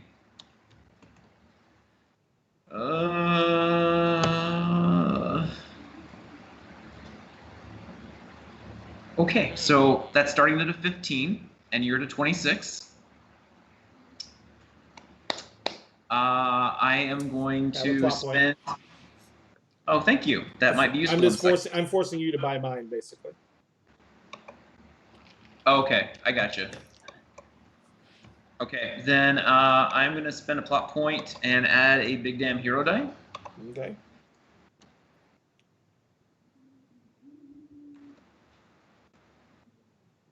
Of course, I roll low on that. But you still are now. You've raised the stakes. Oh wait, no. No, I haven't. So I have a 15, a 19 at the moment.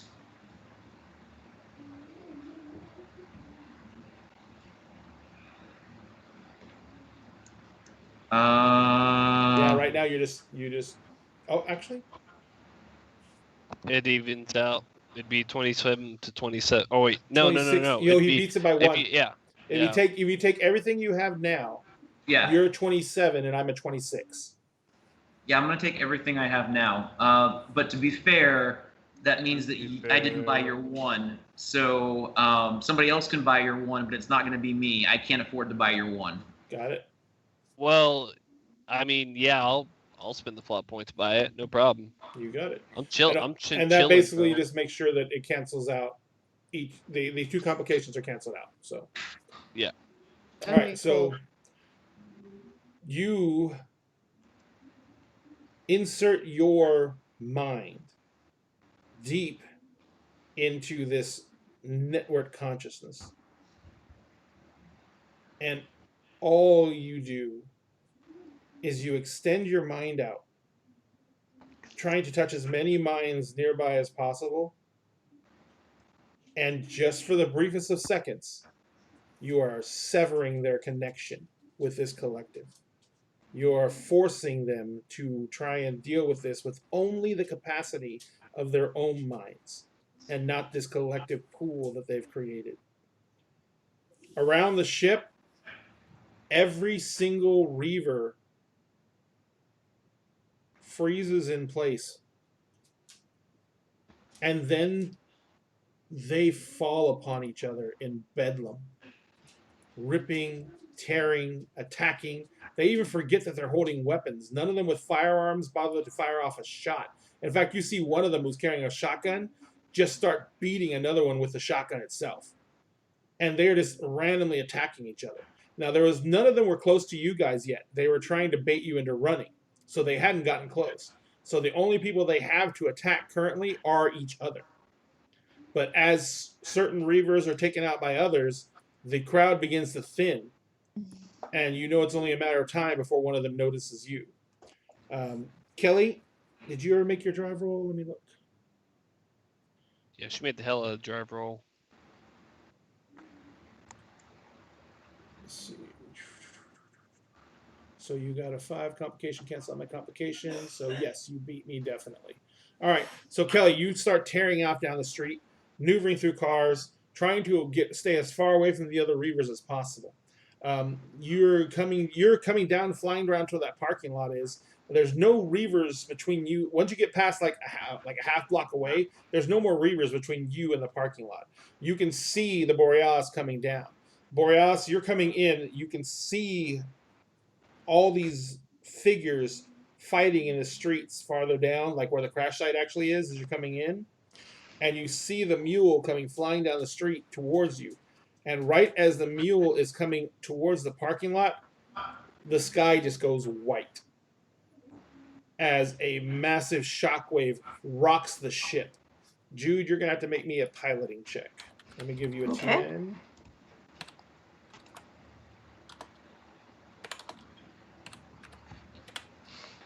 Oops. I hit the wrong button.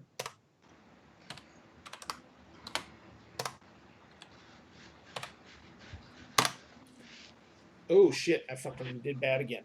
So you have a complication to add to this scene, and it is a 10 TN. Okay. So help me build the pool here. Sure can. This It's going to be is physical, plus your pilot, plus your pilot specialization cargo. And then you can do ship's pilot. Or your fly, I should say, not pilot. I apologize. It's okay, I got what you mean. Yeah. You got what I'm putting down, yo? Smell what you're stepping in. Plus big damn hero if you got it. Well, she didn't have to beat much. I had a Yeah. horrible We'll see if I need it. If All you right. get a 15, you'll get a D12 big damn hero die. Yep. Oh, fingers crossed, that'd be nice. So physical, Please, God. fly, specialty, and ship's pilot. Correct. Yes? Yes. Yep. Oh my god! Jesus, Ooh, Jesus. holy shit! Jesus, She doesn't Weezus. have to buy anything. Jesus Christ! Holy Jesus, fuck! Weezus. Fuck yeah. Fucking Jude. Oh my god! Fucking I had to fuck. take off my glasses to double check that shit. But yeah, that's there. She doesn't have Okay. to buy anything. Jesus, holy fuck! Fuck. Wow. Jude, you've flown enough combat missions. You recognize that flash. You know what it is coming in. You know some ship somewhere just went critical. You are ready for the shockwave. You manage to hold the ship steady, and the ship rocks. It cannot help it. There's a shockwave coming. The ship rocks, but you manage to set the ship down without even really having to change course or anything like that. But I do need Kelly to make me a drive roll.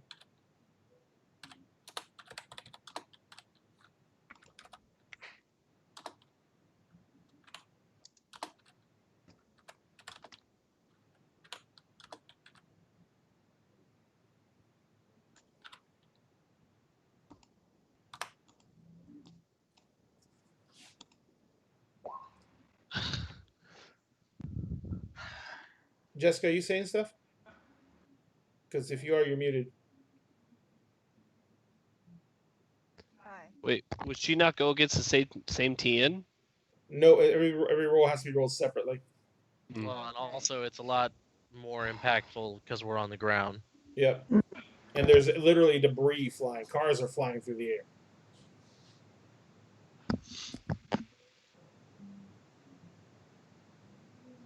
And Reavers. And reavers. And parts of them, anyways. Parts are And- the parts that are incinerated. and Parts of the potentially, corpses and the terrain and anything coming off of the buildings. And the buildings. potentially the crew.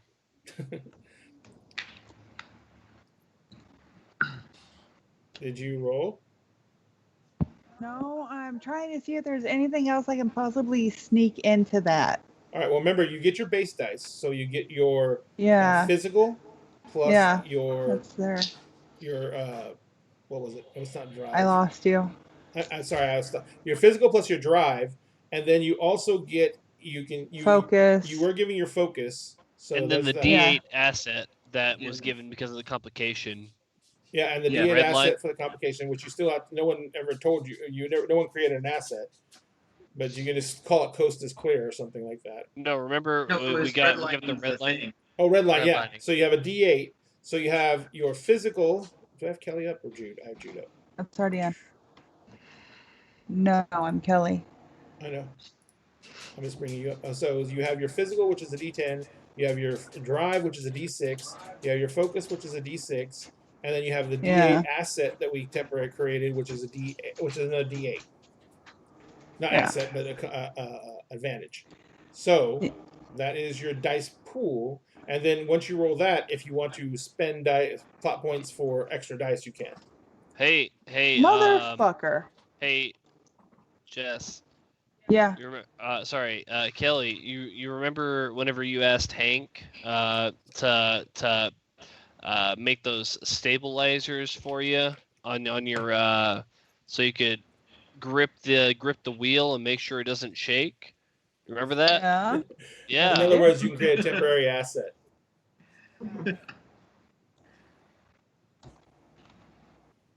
If those were modifications that were made on Borealis, do they start stepped up to the D8 already?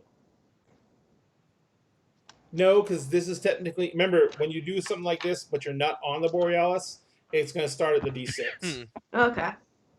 I tried. Damn. Are you having trouble? So it's D8 Only plus since I a was D6 diagnosed, plus a D6 babe. plus a D8 plus a D6. You forgot the G6. Oh, I'm shaking. I know, right? This is. You know what? I'm shaking trying too, not to focus but too for a very bad different reason. because Wait, hold on. Yeah. And the D6. Hold on. Because we do have the complication on Ray as well that we didn't buy Yeah. yet. Well, you bought it. You just never declared it. That's fair.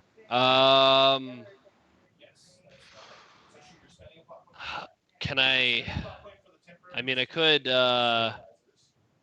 step up those stabilizers to make them a D8 asset or whatever. Or should I add something to her pool? I think it has to apply to the Reaver situation, Mm-hmm. or to be a benefit to like what was going on with me at that moment, because that's what those roles were about. Mhm. Well, this last. Oh, are you saying buying the one from the initial Yeah. explosion? Oh yeah, then that could be about the explosion. Holy shit! Ooh. So it starts at a 14. Yeah, because 16 starts at a 14. Oh, Yeah, she had a giant dice pool there. So with 2 plot points, she could get it up to well, hi. 22. 24. I think No, maybe you're right, Kelly you're right, might 22. sing the "You're Gonna Miss Me When I'm Gone" song. 14. Mwahaha. So how many plot points? So are you going to spend the 2 plot points for the 2 4s? You want me to add 2 more 4s on there? Well, no, because you got right now you're adding the 6 and the 8, so you have a Yeah. 14. If Yeah. you spend the 2 plot points and add the 4s in, you'll have a 28. That's a 14, not 22. 22, which raises the stakes. And that means you will have spent a grand total of 3 plot points on this roll, which means you have 3 left. Which means you can No. buy another one to. No, she doesn't fucking- have 3. She has 2 left. She spent a plot point earlier to use her or one of her abilities. Yeah. But she'd also get a D12 Big Damn Hero dice in the process. if she does That I what? did not spend earlier. I got it earlier. I just never spent it.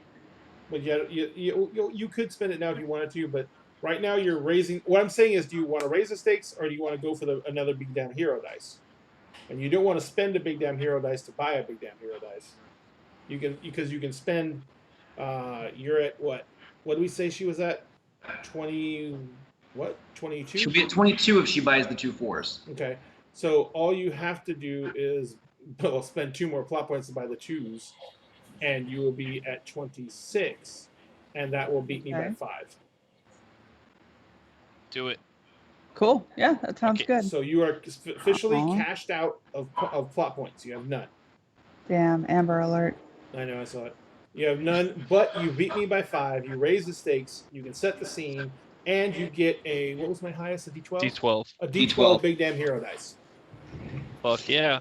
Hell yeah, I do. All right, but you are out of plot points, so you have to earn plot points back some other way. But that you basically the world goes to white behind you. Literally the mule raises up and almost floats on a wave of force as it's pushed down the street. You somehow manage to keep it under control and going where you want it to go.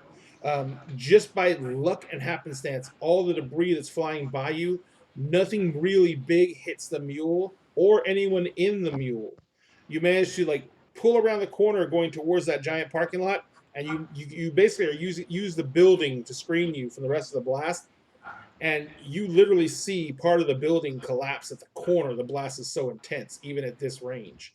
And you just see all the stuff go tumbling by. You shoot across the street, and you basically drive the mule right up and into the Borealis and into safety. Let's go, let's go, let's go, let's go. She hits the comms. It's like, and Let's go, let's go, let's go. Hey Ray, I did want to buy that one of yours. Okay. And I want to make it advantage or whatever of no what's it called? Nobody's chasing us. Well, yeah, because they're all dead now. Oh, well then, that's fair. Ground zero nuke. Does that mean I no longer have to maintain focus because there's nothing to focus on? You feel the, oh shit, you're deep in that psychic mind. All that death just happened. We need to I make don't a like roll. that. I don't like that. I don't like that face that you just made. I know. I don't like Yeah, that face you just no. made. I really don't like that face you just made. No. Okay, guys, think about As it. soon as they're on the ship, I'm over the comms because he's in the co-pilot seat He and is he just started completely seizing next to Yeah, me. he is completely seizing. Ray, please don't forget. I mean, I'm going to be fair. Please don't forget whatever you're about to roll. Add an extra D10 because I have D10 seizures right now. I know. I thought it was D8 seizures. It was, He but stepped it up. He stepped it up to Wait, be able to do what he did. Did you buy that one so he couldn't step it up? Yes. Okay, then it's D8 seizures because you couldn't step it up because Hank bought it. So never mind, but it's a D8. You get an extra D8 against me. Way to go. Hey, you know what? Medical emergencies happen around here. I'm just kidding. It was And I'm a joke. spending Oh my plot god. points. Oh Well, no, my I'm gonna god. roll. I'm No, going you're to not. roll, and then based on my roll, I may spend plot points. Nuh-uh. It's okay, Kessie. You're Okay, coming there's to a complication. I am spending plot points. I'm spending.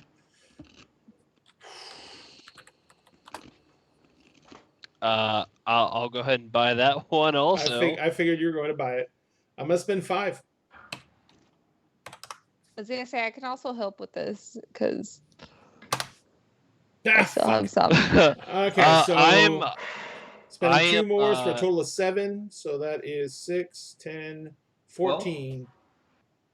so what I want to do is I am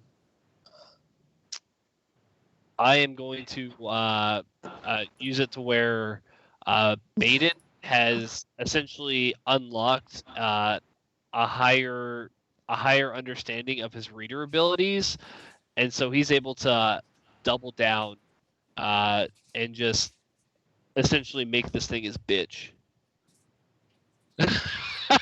Your reaction, in the sense of like Jonathan, you never made a character in Roll20?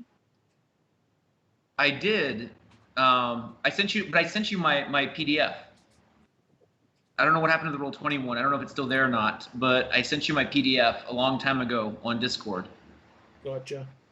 All right, so let's do this then. I don't. Do you want another copy of it again? If you have it handy, but don't worry. You have to waste time to go get it. You're gonna do a mental.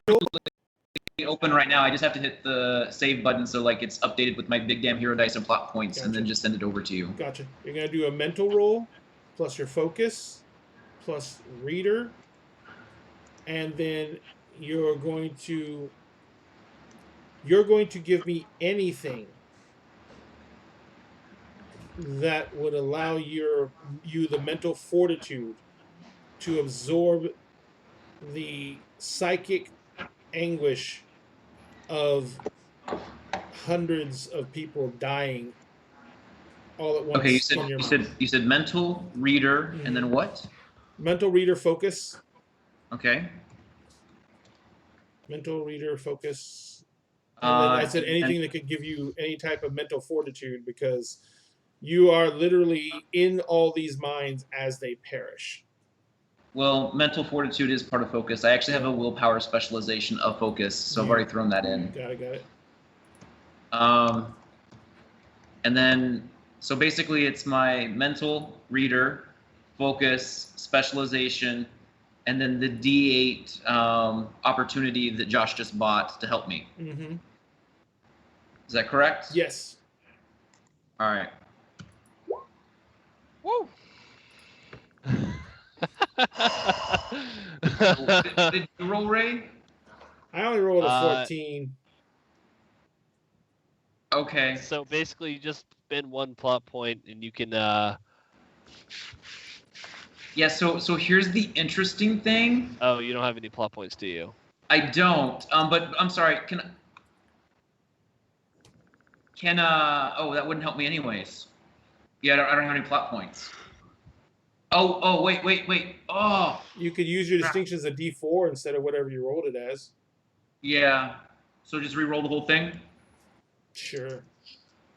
Well, because I mean, otherwise, like, I mean, you have to roll off. Actually, you know what? Fuck that shit. I will give you a plot point for having sacrificed yourself by getting yourself in this position in the first place. Okay. Then, in fact, everyone who went down to the surface can also have a plot point. I went down with spirit. No, fuck you. Hey, okay. I've been fucking buying all of Ray's fuck ups. All right. What have you been doing? What'd you do? I have offered to, like, every single time you said that. Oh no, I'm not asking. I'm not asking what you offered. I'm asking what you did. So that is so beautiful. So we made it back to the ship. You're right? muted, Jessica. We're all y'all are in the car. Yeah, y'all are on the ship. Jude, I'm assuming you're taking off. So yes, and I'm also I'm over the comms and I'm shouting for Harry because Baden in the seat next to me is just seizing and I can't do anything about it. You're pretty sure that you got Kelly stabilized, and if there's something else going on that's causing Jude to scream, so I'm gonna grab your ketamine. Yeah. Yeah. So that's a 19. Yes, that's more than beats me. Yeah, you Okay. get a D12 Big Damn Hero if you don't have one. Yes, I spent it earlier, so that's nice. There you go. So, Josh, what were you saying, Runyon? I'm gonna go. I'm gonna grab the cargo box that we identified as the bug, Uh-huh. and I'm going to pick it up and take it into engineering with Hank. Okay. And I'm gonna set it down on the workbench. And first things first, I'm gonna hug my brother. I'm gonna hug him real tight. Yeah. Oh. And I'm gonna whisper in his ear, "God damn it, get over here, you big idiot." And as soon as like it is a tight hug, but it is quick because we do not have a lot of time. I am going to take off my helmet for the Evo suit, and I am going to put it down next to this box, and I'm going to say, "How fast can you rewire this thing to broadcast to every major dock and port that you can?" I mean, 2 shakes of a lamb's tail. Get working on it. Get working on it, and I need a remote or a trigger of some kind. We're gonna get this turned around. All right, Jude, I'll get it Am done. I still seizing, or can I come out of it now?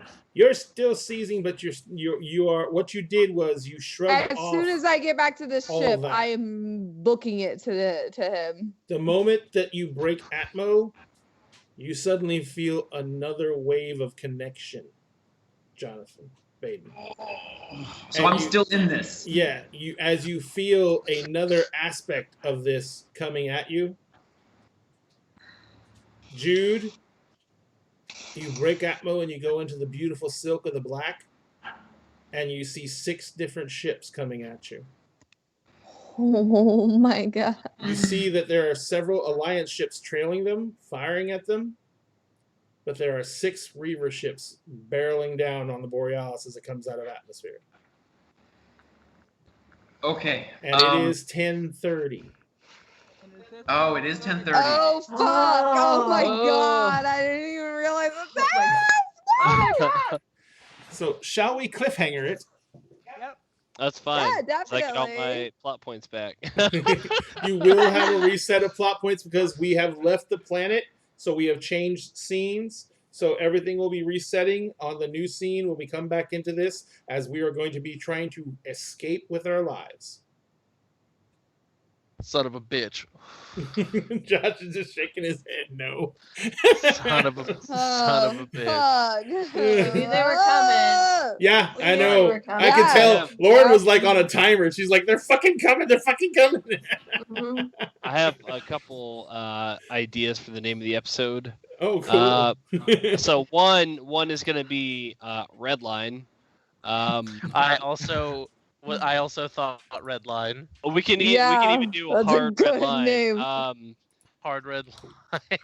But like another one would be Big Damn Heroes. That's a little cliche. But Redline is going to be my main choice. All right, so we have 2 for Redline. Anyone have any other suggestions? So my my suggestion is skin of my teeth. That's a good one. Mm. Can we change it to their teeth? Skin of their teeth, yeah. And everything else. And everything. Their skin. I just want to call it smooth as eggs. No. No. Are we No. jinxing ourselves if we call it feather on the wind? I do not accept. No, Hey, No. Citizen. No, Pilot dies. No, I don't like that. Pilot dies in that one. No. No. Save that for the next episode. Simpson, I don't know who Absolutely that not. is. 'Cause Pincushion. Baden and I are still in our EVO suits. Yes. Yep. You have. Yep. You still have to filter out any type of. The rest of the any of the air that was put Okay, on the ship. here's one. Here's one. Explosive circumstances. It's Oh, okay. Wait. You know what might actually like be similar to that, but tie into so many other things in the episode? Shockwaves. Shockwaves. I think I'm gonna. How about I cannot with how this. about- I Hey, how about this? How about this? It all Run, went right. run, rabbit, run. That was one of my favorite lines.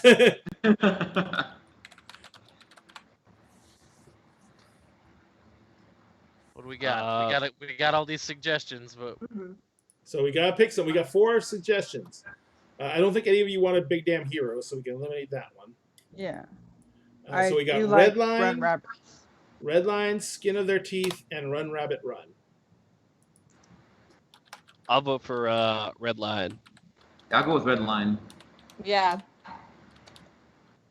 Let's So do Redline. Redline. All right. Redline. The name of this episode will be Redline. All right. So, ladies and gentlemen, thank you so much for sticking with us a little late. We apologize for the delay and for the rough start. We're really sorry about that. But we are No. going. Don't be sorry. It's okay to feel feelings, man. I know, Yeah. but I let it take up too much. So, but we are going to Sorry be about that.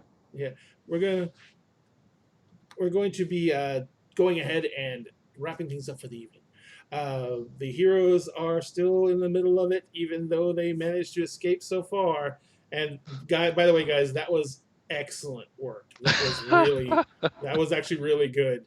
And Fucking rolls, man. The rolls tonight. oh yeah, and Hawkins, you were fucking clutch just by spending all your plot points. Yeah.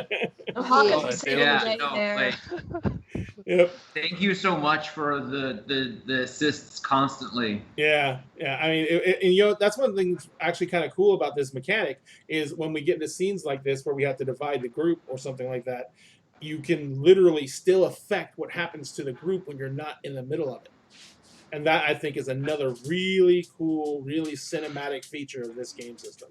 The more I play Cortex, the more I'm enjoying it, and I cannot recommend it enough, ladies and gentlemen. If you have not tried the Cortex system, highly recommend it. If you have not played Firefly, highly recommend it. It Oh is man, if I can amazing. just say though, like whenever like the complications got put on Kelly, and then Cap and Cap and Harry were like, you know what, we'll fix that real quick. Yeah, rip I Let's just- just Step get that that back. back. Like Step back. yeah, like let's just get those complications out of there. I know Yeah, that Cassie was said she beautiful. applied pressure, but I still imagined her like jabbing Jess with ketamine. Totally gonna call her work. She was A-OK pulling weed out of a No, that was the patient. captain that did that. That was the captain That was that did me. that. No, but I she have didn't I have stop no you. medical training. Oh yeah, I have no medical training. I am an awful person. No, you're Oh. not. You're our Cassie. Leave me alone.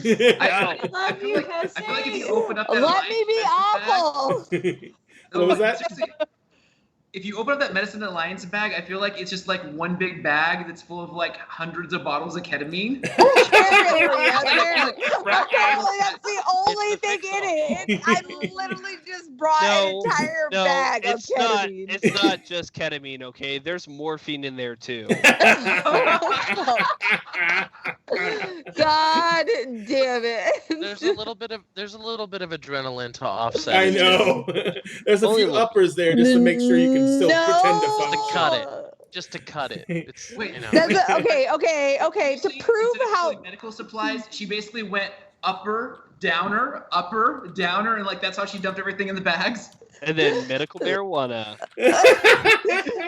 so just to prove how beautiful and innocent the nurse that I work with every day at my job is, she was just like the other day she was really sleepy after lunch and she's like, I think my sister put crack in my lunch, and I was like, wait, what'd you say?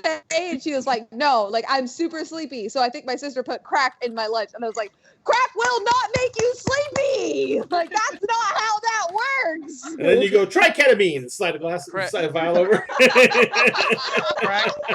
Crack will only make you sleepy after a My certain husband point. And is if you such a come to horrible that person. point, it's a bad. It's bad.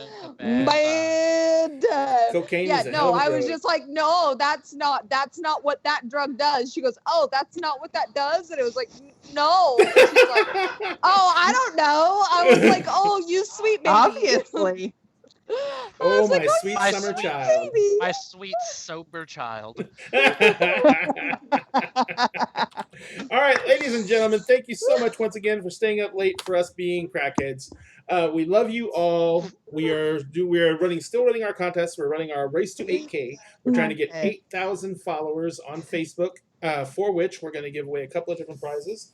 Prize number 1 is going to go out to one very lucky viewer, and that is Vox Machina Origins Volume 2 Collector's Edition Set. It is foil stamped and burnished book bound in faux leather, a commemorative print featuring artwork by Hunter Severin Boyan and Stephen McGowan, and it all comes in this decorative slipcase. The print is actually on a backing already, so you can go either put it in a frame, hang it up on the wall. It's already done for you. The book is hardbound. It's gorgeous, and it's foil stamped exterior cover. It's beautiful, and you can only get this from the website, and it is limited run. I think they still have it up right now, but I'm not for sure. But one winner is going to get that when we hit 8,000 followers on Facebook. Another winner is going to get this, which is not this particular book, but it's going to get this version of the new. That's mine. That's mine. The new the new Icewind Dale Rime of the Frost Maiden campaign setting for 5e, and they're going to get the special cover, and we're also going to be getting them the special cover of Descent into Avernus. Now, as always, we had to order the book from the Critical Role store because that's the only place you can get it. But for the other two books, we are going to order those from your local game store. And if they deliver them, we're going to have them delivered to you from your local game store, or we're going to set up so you can go pick them up in your local game store. And of course, the reason we're doing that is to help the local community keep these game stores alive through the COVID crisis. Excuse me. We want to make sure that the community stays intact and we have a community to come back to once this is over. So if you can shop local, please do. If your game stores offer delivery, please take that option. It's the safest way to go. But either way, we're going to be ordering these books from the local game stores in order to help send some business towards them, help keep these situations alive. And we've already done it once for one of our fans. The reason we even thought about doing this is because one of the people who won one of our other contests lives in New Zealand. And it was going to cost more than the books cost to ship her the books from the United States. So we contacted her local gaming store on Facebook. We made arrangements to buy the books from her local gaming store and have her go pick them up there, which is what brought this idea to a head. Why not just do that all the time? Why order from Amazon? Why throw the money to someone, to an organization that doesn't care about our community and doesn't care about these game stores that are having such a hard time? Let's make a difference. And that's how we're trying to do it. Now, that contest is ending once we hit 8,000 followers on Facebook. There is going to be a link on Facebook, which I should post up right about now because I haven't been on a chance to post it up during the game. But there's a link going to be up on Facebook that is going to pertain to, as soon as I find it again, this contest. And that contest is going to be, the link is going to be on the contest. It's going to go to the post. And all you got to do is share that post out and make sure you like and follow us. And you will be entered into win automatically these two prizes, one of these two prizes. The two D&D books are going to go to one winner. The Vox Machina limited edition book is going to go to another winner, but they're going to go to the winners when we hit 8,000 followers. So I'm posting the link up into Facebook now for the contest as soon as I get this stuff out of the way. And my computer by the way, yes, 7843. Well, I was going to get to that next. And we are at but 7,000. I need to go to the bathroom now. Go so ahead, I'm go getting ahead, that I'm out of the sorry. way. We're going to go ahead and we already have 7,843 followers towards our 8,000 goal. So like I said, we're hoping to reach that goal by the end of hopefully the weekend. I'm honestly hoping we can do it by dinner conversation tomorrow, but probably not. But if we can get done by the weekend, then we will announce the winner on Sunday for the Curse of Strahd game. Or if we don't get it by then, we'll hopefully be able to announce the winner on our Tuesday Eberron game. Contest link. And I just posted it up into the Dinner and a Game Facebook page. So if you go there now, it's going to be one of the more recent posts. And I'm going to start posting those once a day so we can make sure we keep those rolling out. And we're going to go ahead and get those links out to you. Go to the link, share the post, and follow and like the page to be entered.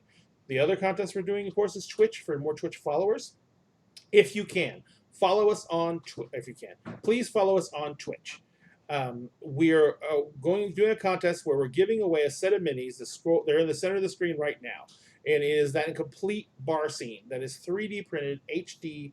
They're resin minis. I printed them out already. They're gorgeous. We're going to go ahead and give that entire set away to one person. One person as soon as we hit 200 followers on Twitch. When we hit 200 followers on Twitch, we will do the drawing, we'll make the announcement, and we will post direct connect the person on Twitch in order to get their information to send them those minis. Now, those are 2 contests, but we're doing another event. It's not a contest. It is actually something we're doing for charity because we do try and make a difference when we can. And we have a wonderful opportunity. We've partnered with Extra Life. We're trying to do fundraisers for them. We're trying to reach a $2,000 goal for our local hospital, which is the Cook Children's Hospital here in the Dallas-Fort Worth area. This is a $2,000 donation that's going to go to the Cook Children's Hospital Fund. The Cook Children's Hospital has several different locations across the Dallas-Fort Worth area. They do work for at-risk children, children in need, and they do research for children's diseases. Everything you can think of to help children is what they deal in. We want to give them as much help as we can. We set a $2,000 goal. We are at, as of right now, Defunct Soul Brothers. My computer wants to go slow. We're still at $1,260. So what I'm going to do right now is, at the end of the show, I'm going to donate $100.